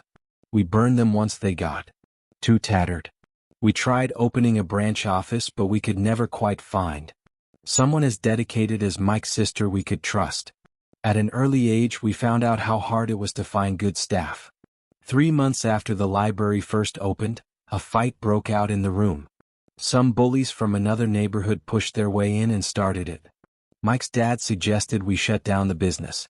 So our comic book business shut down and we stopped working on Saturdays at the convenience store. Anyway, Dad was excited because he had new things he wanted to teach us. He was happy Because we had learned our first lesson so well. We had learned to have money work for us. By not getting paid for our work at the store, we were forced to use our imaginations to identify an opportunity to make money. By starting our own business, the comic book library, we were in control of our own finances, not dependent on an employer. The best part was that our business generated money for us even when we weren't physically there. Our money worked for us. Instead of paying us money, Rich Dad had given us so much more. Chapter 3. Lesson 2. Why teach financial literacy? In 1990, my best friend Mike took over his father's empire and is, in fact, doing a better job than his dad did. We see each other once or twice a year on the golf course. He and his wife are wealthier than you could imagine. Rich Dad's empire is in great hands, and Mike is now grooming his son to take his place as his dad had groomed us. Who controls the past controls the future, who controls the present controls the past. In 1994, I retired at the age of 47 and my wife, Kim, was 37. Retirement does not mean not working. To my wife and me, it means that barring unforeseen cataclysmic changes, we can work or not work and our wealth grows automatically, staying way ahead of inflation. I guess it means freedom. The assets are large, enough to grow by themselves. It's like planting a tree. You water it for years, and then one day it doesn't need you anymore. Its roots have gone down deep enough. Then the tree provides shade for your enjoyment. Mike chose to run the empire and I chose to retire. Whenever I speak to groups of people, they often ask what I would recommend or what could they do. How do they get started? Is there a good book I would recommend? What should they do to prepare their children? What is the secret to success? How do I make millions? I'm always reminded of this article I was once given. It goes as follows. The richest businessmen. In 1923, a group of our greatest leaders and richest businessmen held a meeting at the Edgewater Beach Hotel in Chicago. Among them were Charles Schwab, head of the largest independent steel company, Samuel and Still, president of the world's largest utility, Howard Hobson, head of the largest gas company, Ivar Kreuger, president of the International Match Company, one of the world's largest companies at that time, Leon Fraser, president of the Bank of International Settlements, Richard Whitney, president of the New York Stock Exchange, Arthur Cotton and Jesse Livermore, two of the biggest stock speculators, and Albert Fall, a member of President Harding's cabinet. 25 years later, 9 of them, those listed above, ended as follows. Schwab died penniless after living for 5 years on borrowed money, and Still died broke living in a foreign land. Kreuger and Cotton also died broke. Hobson went insane. Whitney and Albert Fall were just released from prison. Fraser and Livermore committed suicide. I doubt if anyone can say what really happened to these men. If you look at the date, 1923, it was just before the 1929 market crash and the Great Depression, which I suspect had a great impact on these men and their lives. The point is this: today we live in times of greater and faster change than these men did. I suspect there will be many booms and busts in the next 25 years that will parallel the ups and downs these men faced. I am concerned that too many people are focused too much on money and not their greatest wealth, which is their education. If people are prepared to be flexible, keep an open mind, and who controls the past controls the future, who controls the present controls the past, learn, they will grow richer and richer through the changes. If they think money will solve problems, I am afraid those people will have a rough ride. Intelligence solves problems and produces money. Money without financial intelligence is money soon gone. Most people fail to realize that in life, it's not how much money you make, it's how much money you keep. We have all heard stories of lottery winners who are poor, then suddenly rich, then poor again. They win millions and are soon back to where they started. Or stories of professional athletes who, at the age of 24, are earning millions of dollars a year and are sleeping under a bridge by age 34. In the paper this morning as I write this, there is a story of a young basketball player who a year ago had millions. Today he claims his Friends, attorney and accountant took his money, and now he works at a car wash. For minimum wage. He is only 29. He was fired from the car wash because he refused to take off his championship ring as he was wiping off the cars, so his story made the newspaper. He is appealing his termination, claiming hardship and discrimination, and that the ring is all he has left. He claims that if you take that away, he'll crumble. In 1997, I know so many people who are becoming instant millionaires. The Roaring Twenties one more time. And while I am glad people have been getting richer and richer, I only caution that in the long run it's not how much you make, it's how much you keep and how many generations you keep it. So when people ask, where do I get started? Or, tell me how to get rich quick, they often are greatly disappointed with my answer. I simply say to them what my rich dad said back to me when I was a little kid. If you want to be rich, you need to be financially literate. That idea was drummed into my head every time we were together. As I said, my educated dad stressed the importance of reading books, while my rich dad stressed the need to master financial literacy. If you are going to build the Empire State Building, the first thing you need to do is dig a deep hole and pour a strong foundation. If you are going to build a home in the suburbs, all you need to do is pour a 6-inch slab of who controls the past controls the future, who controls the present controls the past. Concrete. Most people, in their drive to get rich, are trying to build an empire state building on a 6-inch slab. Our school system, having been created in the agrarian age, still believes in homes with no foundation. Dirt floors are still the rage. So kids graduate from school with virtually no financial foundation. One day, sleepless and deep in debt in suburbia, living the American dream, they decide that the answer to their financial problems is to find a way to get rich quick. Construction on the skyscraper begins. It goes up quickly and soon. Instead of the Empire State Building, we have the Leaning Tower of suburbia. The sleepless nights return. As for Mike and me in our adult years, both of our choices were possible, because we were taught to pour a strong financial foundation when we were just kids. Now, accounting is possibly the most boring subject in the world. It also could be the most confusing. But if you want to be rich long-term, it could be the most important subject. The question is, how do you take a boring and confusing subject and teach it to kids? The answer is, make it simple. Teach it first in pictures. My rich dad poured a strong financial foundation for Mike and me. Since we were just kids, he created a simple way to teach us. For years he only drew pictures and used words.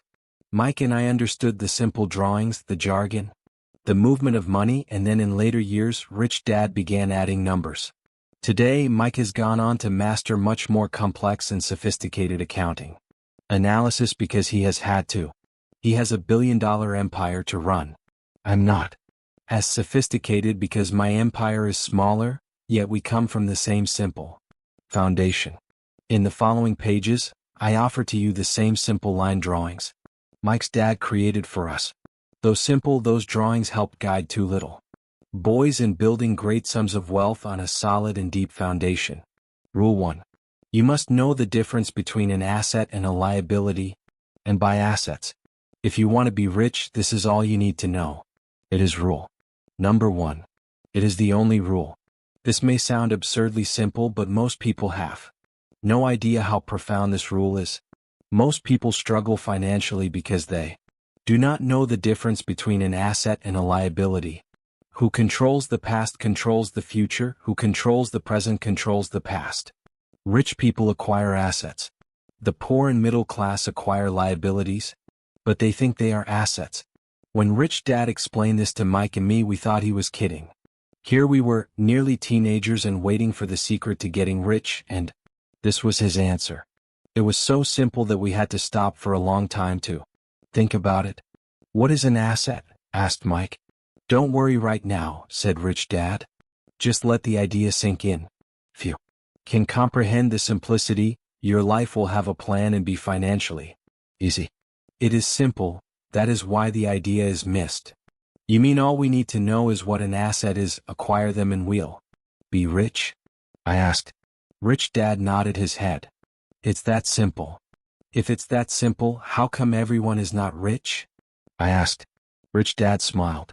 Because people do not know the difference between an asset and a liability. I remember asking, how could adults be so silly? If it is that simple, if it is that important, why would everyone not want to find out? It took our rich dad only a few minutes to explain what assets and liabilities were. As an adult, I have difficulty explaining it to other adults. Why? Because adults are smarter. In most cases, the simplicity of the idea escapes most adults because they have been educated differently. They have been educated by other educated professionals such as bankers, accountants, real estate agents, financial planners, and so forth. The difficulty comes in asking adults to unlearn or become children again. An intelligent adult often feels it is demeaning to pay attention to simplistic definitions. Rich Dad believed in the KISS principle keep it simple stupid, so he kept it simple for two young boys, and that made the financial foundation strong. So what causes the confusion? Or how could something so simple be so screwed up? Why would someone buy an asset that was really a liability? The answer is found in basic education. We focus on the word literacy and not financial literacy. What defines something to be an asset or something to be a liability are not words. In fact, if you really want to be confused, look up the words asset and liability in the dictionary. I know the definition may sound good to a trained accountant, but for the average person it makes no sense. But we adults are often too proud to admit that something does not make sense.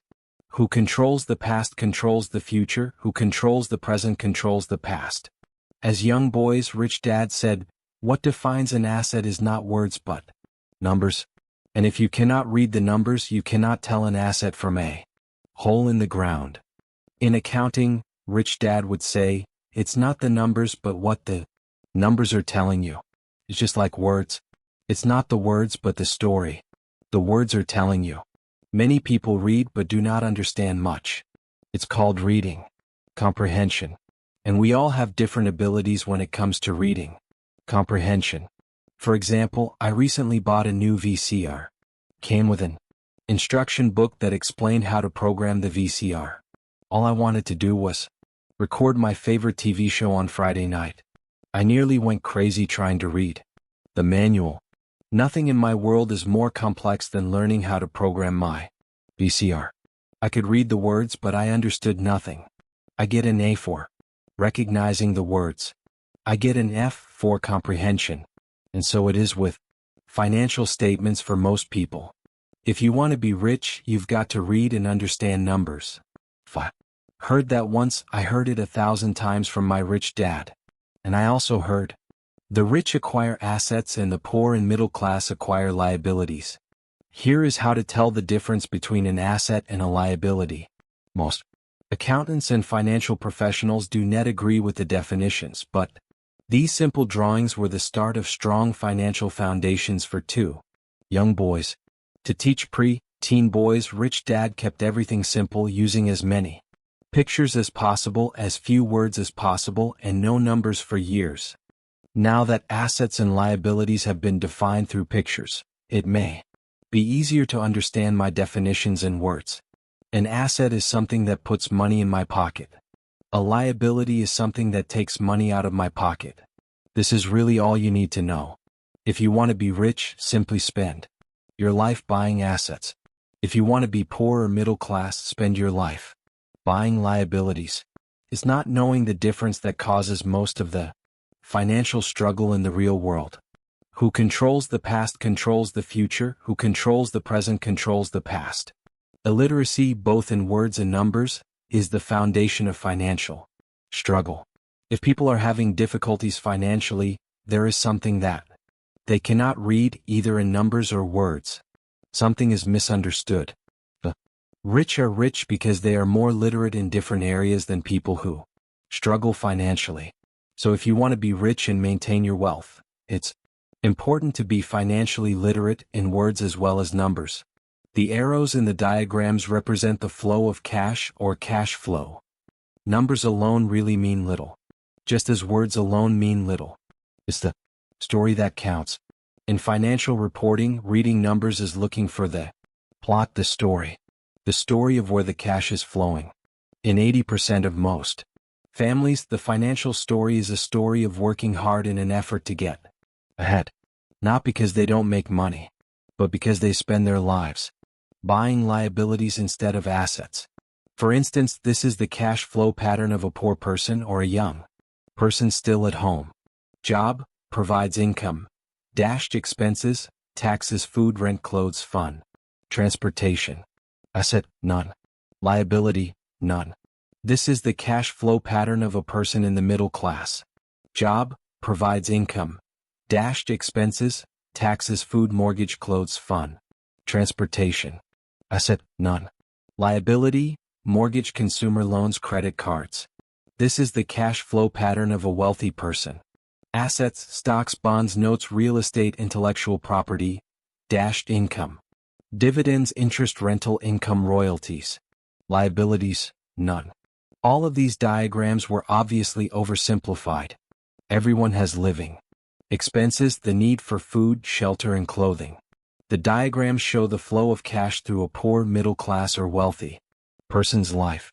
It is the cash flow that tells the story. It is the story of how. Who controls the past controls the future, who controls the present controls the past. A person handles their money, what they do after they get the money in there. And the reason I started with the story of the richest men in America is to illustrate the flaw in the thinking of so many people. The flaw is that money will solve all problems. That is why I cringe whenever one hear people ask me how to get rich quicker, or where do they start. I often hear, I'm in debt so I need make more money. But more money will often not solve the problem. In fact, it may actually accelerate the problem. Money often makes obvious our tragic human flaws. Money often puts a spotlight on what we do not know. That is why all too often a person who comes into a sudden windfall of cash, let's say an inheritance, a pay raise, or lottery winnings, soon returns to the same financial mess, if not worse, than the mess they were in before they received the money. Money only accentuates the cash flow pattern running in your head. If your pattern is to spend everything you get, most likely an increase in cash will just result in an increase in spending. Thus, the saying, a fool and his money is one big party. I have said many times that we go to school to gain scholastic skills and professional skills, both important. We learn to make money with our professional skills. In the 1960s, when I was in high school, if someone did well in school academically, almost immediately people assumed this bright student would go on to be a medical doctor. Often no one asked the child if they wanted to be a doctor. It was assumed. It was the profession with the promise of the greatest financial reward. Today, doctors are facing financial challenges I would not wish on my worst enemy. Insurance companies taking control of the business, managed health care, government intervention, and malpractice suits, to name a few. Today, kids want to be basketball stars, golfers like Tiger Woods, computer nerds, movie star, rock stars, beauty queens, or traders on Wall Street, simply because that is where the fame, money, and prestige is. That is the reason it is so hard to motivate kids in school today. They know that professional success is no longer solely linked to academic success as it once was, because students leave school without financial skills. Millions of educated people pursue their profession successfully, but later find themselves struggling financially. They work harder but don't get ahead. What is missing from their education is not how to make money, but how to spend money, what to do after you make it. It's called financial aptitude, what you do with the money. Once you make it, how to keep people from taking it from you, how long you keep it, and how hard that money works for you. Most people cannot tell why many great financial problems are caused by going along with the crowd and trying to keep up with the Joneses. Occasionally, we all need to look in the mirror and be true to our inner wisdom rather than our fears. By the time Mike and I were 16 years old, we began to have problems in school. We were not bad kids. We just began to separate from the crowd. We worked for Mike's dad after school and on the weekends. Mike and I often spent hours after work just sitting at a table with his dad while he held meetings with his bankers, attorneys, accountants, brokers, investors, managers, and employees. Here was a man who had left school at the age of 13, now directing, instructing, ordering, and asking questions of educated people. They came at his beck and call and cringed when he did not approve of them. Here was a man who had not gone along with the crowd. He was a man who did his own thinking and detested the words, "We have to do it this way because that's the way everyone else does it." He also hated the word can't. If you wanted him to do something, just say, "I don't think you can do it." Mike and I learned more sitting at his meetings than we did in all our years of school, college included.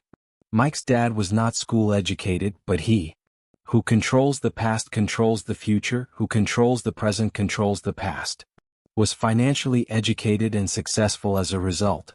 He used to tell us over and over again, an intelligent person hires people who are more intelligent than they are. So Mike and I had the benefit of spending hours listening to and, in the process, learning from intelligent people. But because of this, both Mike and I just could not go along with the standard dogma that our teachers preached, and that caused the problems. Whenever the teacher said, "If you don't get good grades, you won't do well in the real world," Mike and I just raised our eyebrows. When we were told to follow set procedures and not deviate from the rules, we could see how this schooling process actually discouraged creativity. We started to understand why. Our rich dad told us that schools were designed to produce good employees instead of employers.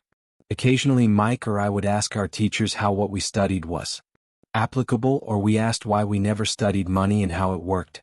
To the later question, we often got the answer that money was not important, that if we excelled in our education, the money would follow.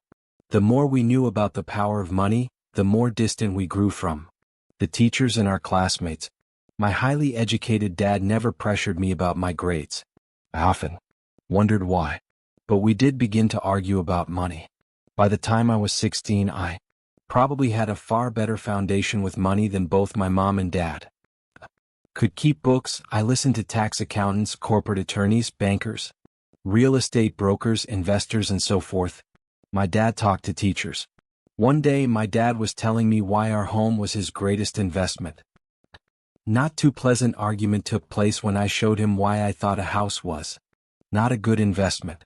The following diagram illustrates the difference in perception between my rich dad and my poor dad when it came to their homes. One dad thought his house was an asset, and the other dad thought it was a liability. I remember when I drew a diagram for my dad showing him the direction of cash flow. I also showed him the ancillary expenses that went along with owning the home. A bigger home meant bigger expenses, and the cash flow kept going out through the expense column. Today I am still challenged on the idea of a house not being an asset, and one know that for many people, it is their dream as well as their largest investment, and owning your own home is better than nothing. I simply offer an alternate way of looking at this popular dogma. If my wife and I were to buy a who controls the past controls the future, who controls the present controls the past, bigger, more flashy house, we realize it would not be an asset, it would be a liability, since it would take money out of our pocket. So here is the argument I put forth. I really do not expect most people to agree with it, because a nice home is an emotional thing. And when it comes to money, high emotions tend to lower financial intelligence. One know from personal experience that money has a way of making every decision emotional. When it comes to houses, I point out that most people work all their lives paying for a home they never own. In other words, most people buy a new house every so many years, each time incurring a new 30-year loan to pay off the previous one. 2. Even though people receive a tax deduction for interest on mortgage payments, they pay for all their other expenses with after-tax dollars, even after they pay off their mortgage. 3. Property taxes. My wife's parents were shocked when the property taxes on their home went to $1,000 a month. This was after they had retired, so the increase put a strain on their retirement budget and they felt forced to move. Four houses do not always go up in value. In 1997, I still have friends who owe $1 million for a home that will today sell for only $700,000. 5. The greatest losses of all are those from missed opportunities. Your money is tied up in your house. You may be forced to work harder because your money continues blowing out of the expense column instead of adding to the asset column, the classic middle-class cash flow pattern. If a young couple would put more money into their asset column early on, their later years would get easier, especially as they prepared to send their children to college. Their assets would have grown and would be available to help cover expenses. All too often, a house only serves as a vehicle for incurring a home equity loan to pay for mounting expenses. In summary, the end result in making a decision to own a house that is too expensive in lieu of starting an investment portfolio early on impacts an individual in at least the following 3 ways. 1. Loss of time during which other assets could have grown in value. 2. Loss of additional capital which could have been invested instead of paying for high-maintenance expenses related directly to the home. 3. Loss of education. Too often people count their house, savings, and retirement plan as all they have in their asset column. Because they have no money to invest, they simply do not invest. This costs them investment. Who controls the past controls the future. Who controls the present controls the past. Experience. Most never become what the investment world calls a sophisticated investor. And the best investments are usually first sold to sophisticated investors, who then turn around and sell them to the people playing it safe. I'm not saying don't buy a house. I'm saying understand the difference between an asset and a liability. When I want a bigger house, I first buy assets that will generate the cash flow to pay for the house. My educated dad's personal financial statement best demonstrates the life of someone in the rat race. His expenses seem to always keep up with his income, never allowing him to invest in assets. As a result, his liabilities, such as his mortgage and credit card debts, are larger than his assets. The following picture is worth 1,000 words. Educated dad's financial statement. Income equals expense. Asset liability. My rich dad's personal financial statement, on the other hand, reflects the results of a life dedicated to investing and minimizing liabilities. Rich dad's financial statement. Income expense. Asset liability. A review of my rich dad's financial statement is why the rich get richer. The asset column generates more than enough income to cover expenses, with the balance reinvested into the asset column. The asset column continues to grow and, therefore, the income it produces grows with it. The result being, the rich get richer. Why the rich get richer? Income dash assets dash more income. Expenses are low, liabilities are low. The middle class finds itself in a constant state of financial struggle. Their primary income is through wages, and as their wages increase, so do their. Who controls the past controls the future. Who controls the present controls the past. Taxes. Their expenses tend to increase in equal increments as their wages increase, hence the phrase the rat race. They treat their home as their primary asset instead on investing in income-producing assets. Why the middle class struggle? Income goes up, expenses go up. Assets do not increase, liabilities do increase. This pattern of treating your home as an investment and the philosophy that a pay raise means you can buy a larger home or spend more is the foundation of today's debt-ridden society. This process of increased spending throws families into greater debt and into more financial uncertainty, even though they may be advancing in their jobs and receiving pay raises on a regular basis. Is high-risk living caused by weak financial education? The massive loss of jobs in the 1990s, the downsizing of businesses has brought to light how shaky the middle class really is financially. Suddenly, company pension plans are being replaced by 401k plans. Social Security is obviously in trouble and cannot be looked at as a source for retirement. Panic has set in for the middle class. The good thing today is that many of these people have recognized these issues and have begun buying mutual funds. Increase in investing is largely responsible for the huge rally we have seen in the stock market. Today there are more and more mutual funds being created to answer the demand by the middle class. Mutual funds are popular because they represent safety. Average mutual fund buyers are too busy working to pay taxes and mortgages, save for their children's college and pay off credit cards. They do not have time to study to learn how to invest, so they rely on the expertise of the manager of a mutual fund.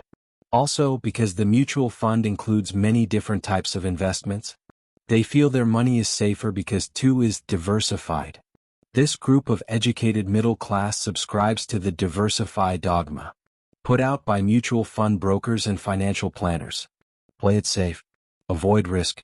The real tragedy is that the lack of early financial education is what creates the risk faced by average middle class people. The reason they have to play it safe is because their financial positions are tenuous at best. Their balance sheets are not balanced. They are loaded with liabilities with no real assets that generate income. Typically, their only source of income is their paycheck. Their livelihood becomes entirely dependent on their employer. So when genuine deals of a lifetime come along, those same people cannot take advantage of the opportunity.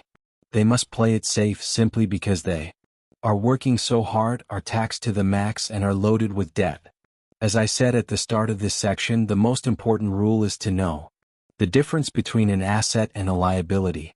Once you understand the difference, concentrate your efforts on only buying income-generating assets. That's the best way to get started on a path to becoming rich. Keep doing that, and your asset column will grow. Focus on keeping liabilities and expenses down.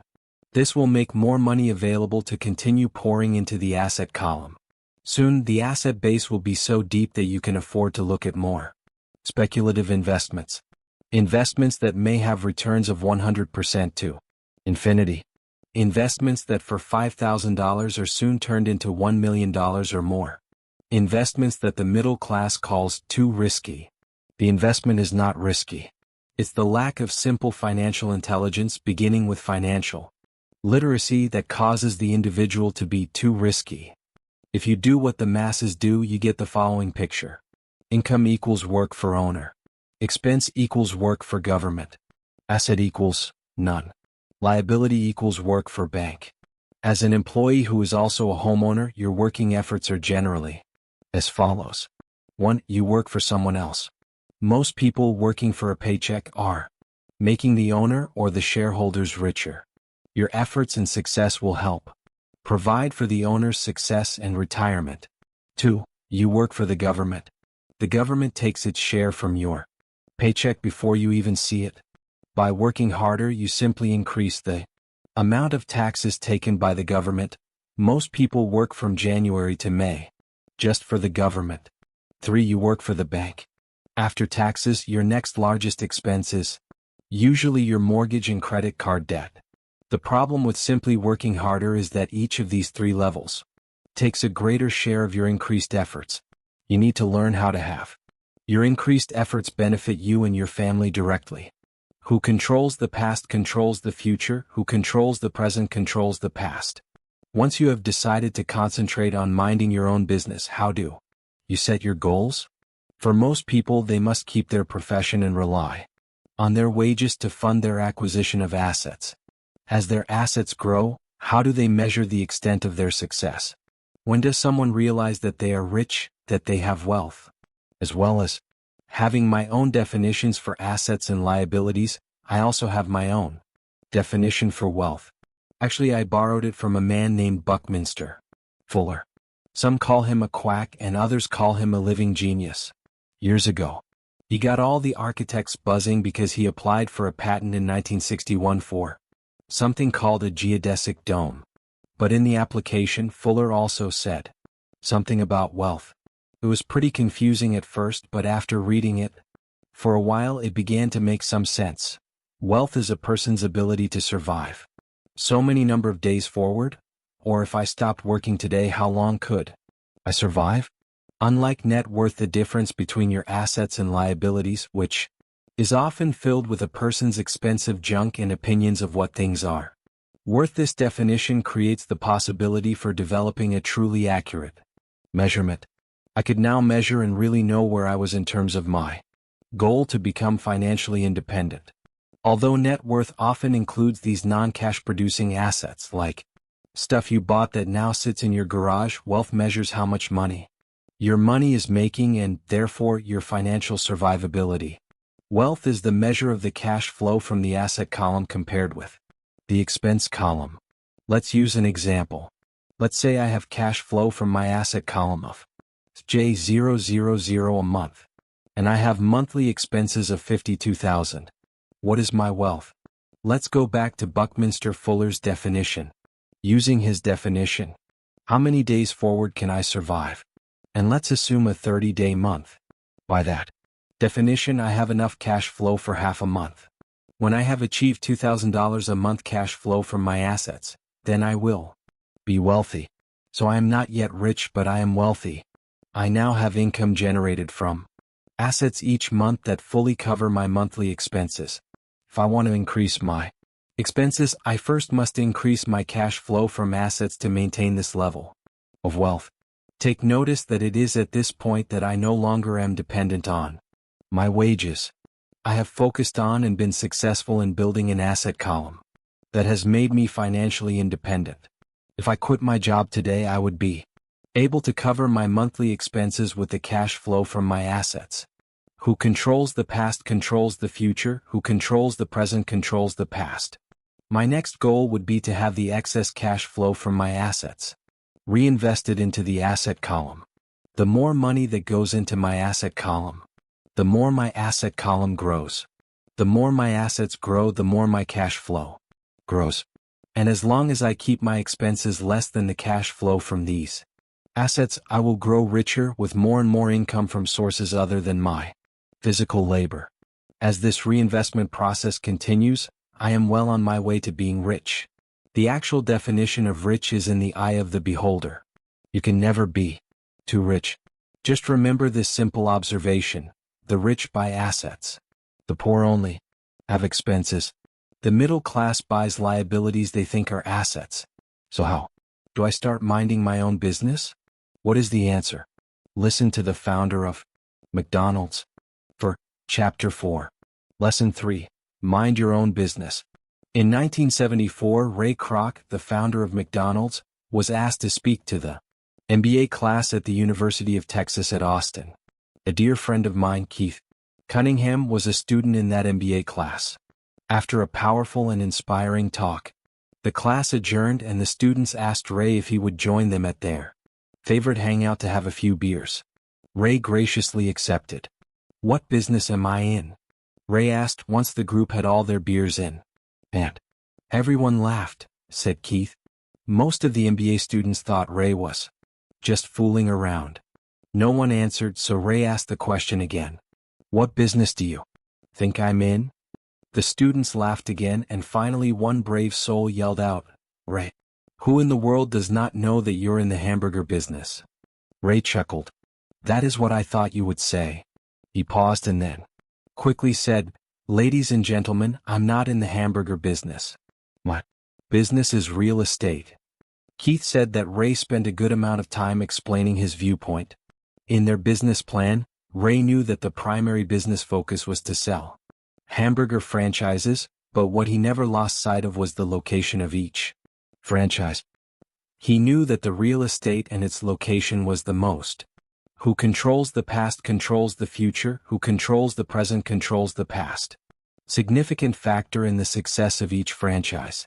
Basically, the person that bought the franchise was also paying for buying the land under the franchise. For Ray Kroc's organization, McDonald's today is the largest single owner of real estate in the world, owning even more than the Catholic Church. Today, McDonald's owns some of the most valuable intersections and street corners in America, as well as in other parts of the world. Keith said it was one of the most important lessons in his life. Today, Keith owns car washes, but his business is the real estate under those car washes. The previous chapter ended with the diagrams illustrating that most people work for everyone else but themselves. They work first for the owners of the company, then for the government through taxes, and finally for the bank that owns their mortgage. As a young boy, we did not have a McDonald's nearby. Yet my rich dad was responsible for teaching Mike and me the same lesson that Ray Kroc talked about at the University of Texas. It is secret number 3 of the rich. The secret is, mind your own business. Financial struggle is often directly the result of people working all their life for someone else. Many people will have nothing at the end of their working days. Again, a picture is worth 1,000 words. Here is a diagram of the income statement and balance sheet that best describes Ray Kroc's advice. Most people, your profession - your income. The rich, your assets - your income. Our current educational system focuses on preparing today's youth to get good jobs by developing scholastic skills. Their lives will revolve around their wages, or as described earlier, their income column. And after developing scholastic skills, they go on to higher levels of schooling to enhance their professional abilities. They study to become engineers, scientists, cooks. Who controls the past controls the future, who controls the present controls the past. Police officers, artists, writers, and so on. These professional skills allow them to enter the workforce and work for money. There is a big difference between your profession and your business. Often, I ask people, what is your business? And they will say, oh, I'm a banker. Then I ask them if they own the bank, and they usually respond, no, I work there. In that instance, they have confused their profession with their business. Their profession may be a banker, but they still need their own business. Ray Kroc was clear on the difference between his profession and his business. His profession was always the same. He was a salesman. At one time he sold mixers for milkshakes, and soon thereafter he was selling hamburger franchises. But while his profession was selling hamburger franchises, his business was the accumulation of income-producing real estate. A problem with school is that you often become what you study. So if you study, say, cooking, you become a chef. If you study the law, you become an attorney, and a study of auto mechanics makes you a mechanic. The mistake in becoming what you study is that too many people forget to mind their own business. They spend their lives minding someone else's business and making that person rich. To become financially secure, a person needs to mind their own business. Your business revolves around your asset column as opposed to your income column. As stated earlier, the number 1 rule is to know the difference between an asset and a liability, and to buy assets. The rich focus on their asset columns, while everyone else focuses on their income statements. That is why we hear so often, I need a raise. If only I had a promotion. I'm going to go back to school to get more training so I can get a better job. I am going to work overtime. Maybe I can get a second job. I'm quitting in 2 weeks. I found a job that pays more. In some circles, these are sensible ideas. Yet if you listen to Ray Kroc, you are still not minding your own business. These ideas all still focus on the income column and will only help a person become more financially secure if the additional money is used to purchase income-generating assets. The primary reason the majority of the poor and middle class are fiscally conservative, which means I can't afford to take risks, is that they have no financial foundation. They have to cling to their jobs. They have to play it safe. When downsizing became the in thing, millions of workers found out their largest so-called asset, their home, was eating them alive. Their asset, called a house, still cost them money every month. Their car, another asset, was eating them alive. The golf clubs in the garage that cost $1,000 were not worth $51,000 anymore. Without job security, they had nothing to fall back on. What they thought were assets could not help them survive in a time of financial crisis. One assumes most of us have filled out a credit application for a banker to buy a house or to buy a car. It is always interesting to look at the net worth one section. It is interesting because of what accepted banking and accounting practices allow a person to count as assets. One day, to get a loan, my financial position did not look too good. So I added my new golf clubs, my art collection, books, stereo, television, Armani suits, wristwatches, shoes and other personal effects to boost the number in the asset column. But I was turned down for the loan because I had too much investment real estate. The loan committee did not like that one made so much money off of apartment houses.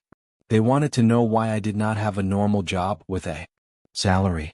They did not question the Armani suits, golf clubs or art collection. Life is sometimes tough when you do not fit the standard profile. I cringe every time I hear someone say to me that their net worth is $1 million or $100,000 or whatever. One of the main reasons net worth is not accurate is simply because the moment you begin selling your assets, you are taxed for any gains. So many people have put themselves in deep financial trouble when they run short of income. To raise cash, they sell their assets. First, their personal assets can generally be sold for only a fraction of the value that is listed in their personal balance sheet. Or if there is a gain on the sale of the assets, they are taxed on the gain. So again, the government takes its share of the gain, thus reducing the amount available to help them out of debt. That is why I say someone's net worth is often worth less than they think. Start minding your own business. Keep your daytime job but start buying real assets, not liabilities or personal effects that have no real value once you get them home. A new car loses nearly 25% of the price you pay for it the moment you drive it off the lot. It is not a true asset even if your banker lets you list it as one. My $400 new titanium driver was worth $150 the moment I teed off. For adults, keep your expenses low, reduce your liabilities and diligently build a base of solid assets. For young people who have not yet left home, it is who controls the past controls the future, who controls the present controls the past. Important for parents to teach them the difference between an asset and a liability. Get them to start building a solid asset column before they leave home, get married, buy a house, have kids and get stuck in a risky financial position, clinging to a job and buying everything on credit. I see so many young couples who get married and trap themselves into a lifestyle that will not let them get out of debt for most of their working years. For most people, just as the last child leaves home, the parents realize they have not adequately prepared for retirement and they begin to scramble to put some money away. Then their own parents become ill and they find themselves with new responsibilities. So what kind of assets am I suggesting that you or your children acquire? In my world, real assets fall into several different categories. 1. Businesses that do not require my presence. I own them but they are managed or run by other people. If I have to work there, it's not a business. It becomes my job. 2. Stocks. 3. Bonds. 4. Mutual funds. 5. Income-generating real estate. 6. Notes Laos. 7. Royalties from intellectual property such as music, scripts, patents. 8. And anything else that has value, produces income or appreciates and has a ready market. As a young boy, my educated dad encouraged me to find a safe job. My rich dad, on the other hand, encouraged me to begin acquiring assets that I loved. If you don't love it, you won't take care of it. I collect real estate simply because I love buildings and land. I love shopping for them. One could look at them all day long.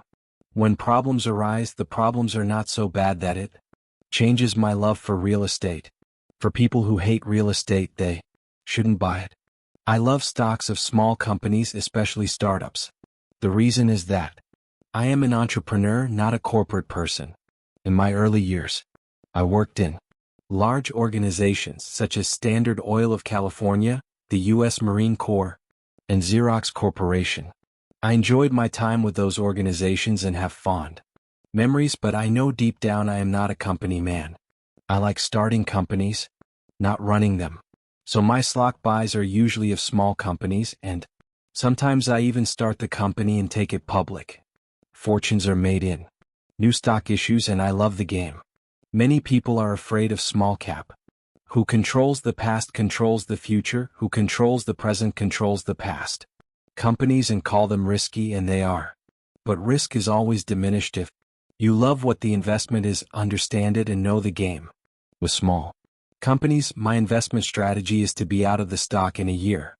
My real estate strategy, on the other hand, is to start small and keep trading the properties up for bigger properties and, therefore, delaying paying taxes on the gain. This allows the value to increase dramatically. I generally hold real estate less than 7 years. 4 years, even while I was with the Marine Corps and Xerox, I did what my rich dad recommended. I kept my daytime job, but I still minded my own business. I was active in my asset column. I traded real estate in small stocks. Rich dad always stressed the importance of financial literacy. The better I was at understanding the accounting and cash management, the better I would be at analyzing investments and eventually starting and building my own company. I would not encourage anyone to start a company unless they really want to. Knowing what I know about running a company, I would not wish that task on anyone. There are times when people cannot find employment or starting a company is a solution for them. The odds are against success. 9 out of 10 companies fail in 5 years. Of those that survive the first 5 years, 9 out of every 10 of those eventually fail as well. So only if you really have the desire to own your own company do I recommend it. Otherwise, keep your daytime job and mind your own business. When I say mind your own business, mean to build and keep your asset column strong. Once a dollar goes into it, never let it come out. Think of it this way: once a dollar goes into your asset column, it becomes your employee. The best thing about money is that it works 24 hours a day and can work for generations. Keep your daytime job, be a great, hardworking employee, but keep building that asset column. As your cash flow grows, you can buy some luxuries. An important distinction is that rich people buy luxuries last, while the poor and middle class tend to buy luxuries first. The poor and the middle class often buy luxury items such as big houses, diamonds, furs, jewelry, or boats because they want to look rich. They look rich, but in reality they just get deeper in debt on credit. The old money people, the long-term rich, built their asset column first. Then, the income generated from the asset column bought their luxuries. The poor and middle class buy luxuries with their own sweat, blood, and children's inheritance. A true luxury is a reward for investing in and developing a real asset. For example, when my wife and I had extra money coming from our apartment houses, she went out and bought her Mercedes. It did not take any extra work or risk on her part because the apartment house bought the car. She did, however, have to. Who controls the past controls the future, who controls the present controls the past. Wait for it for 4 years while the real estate investment portfolio grew and finally began throwing off enough extra cash flow to pay for the car.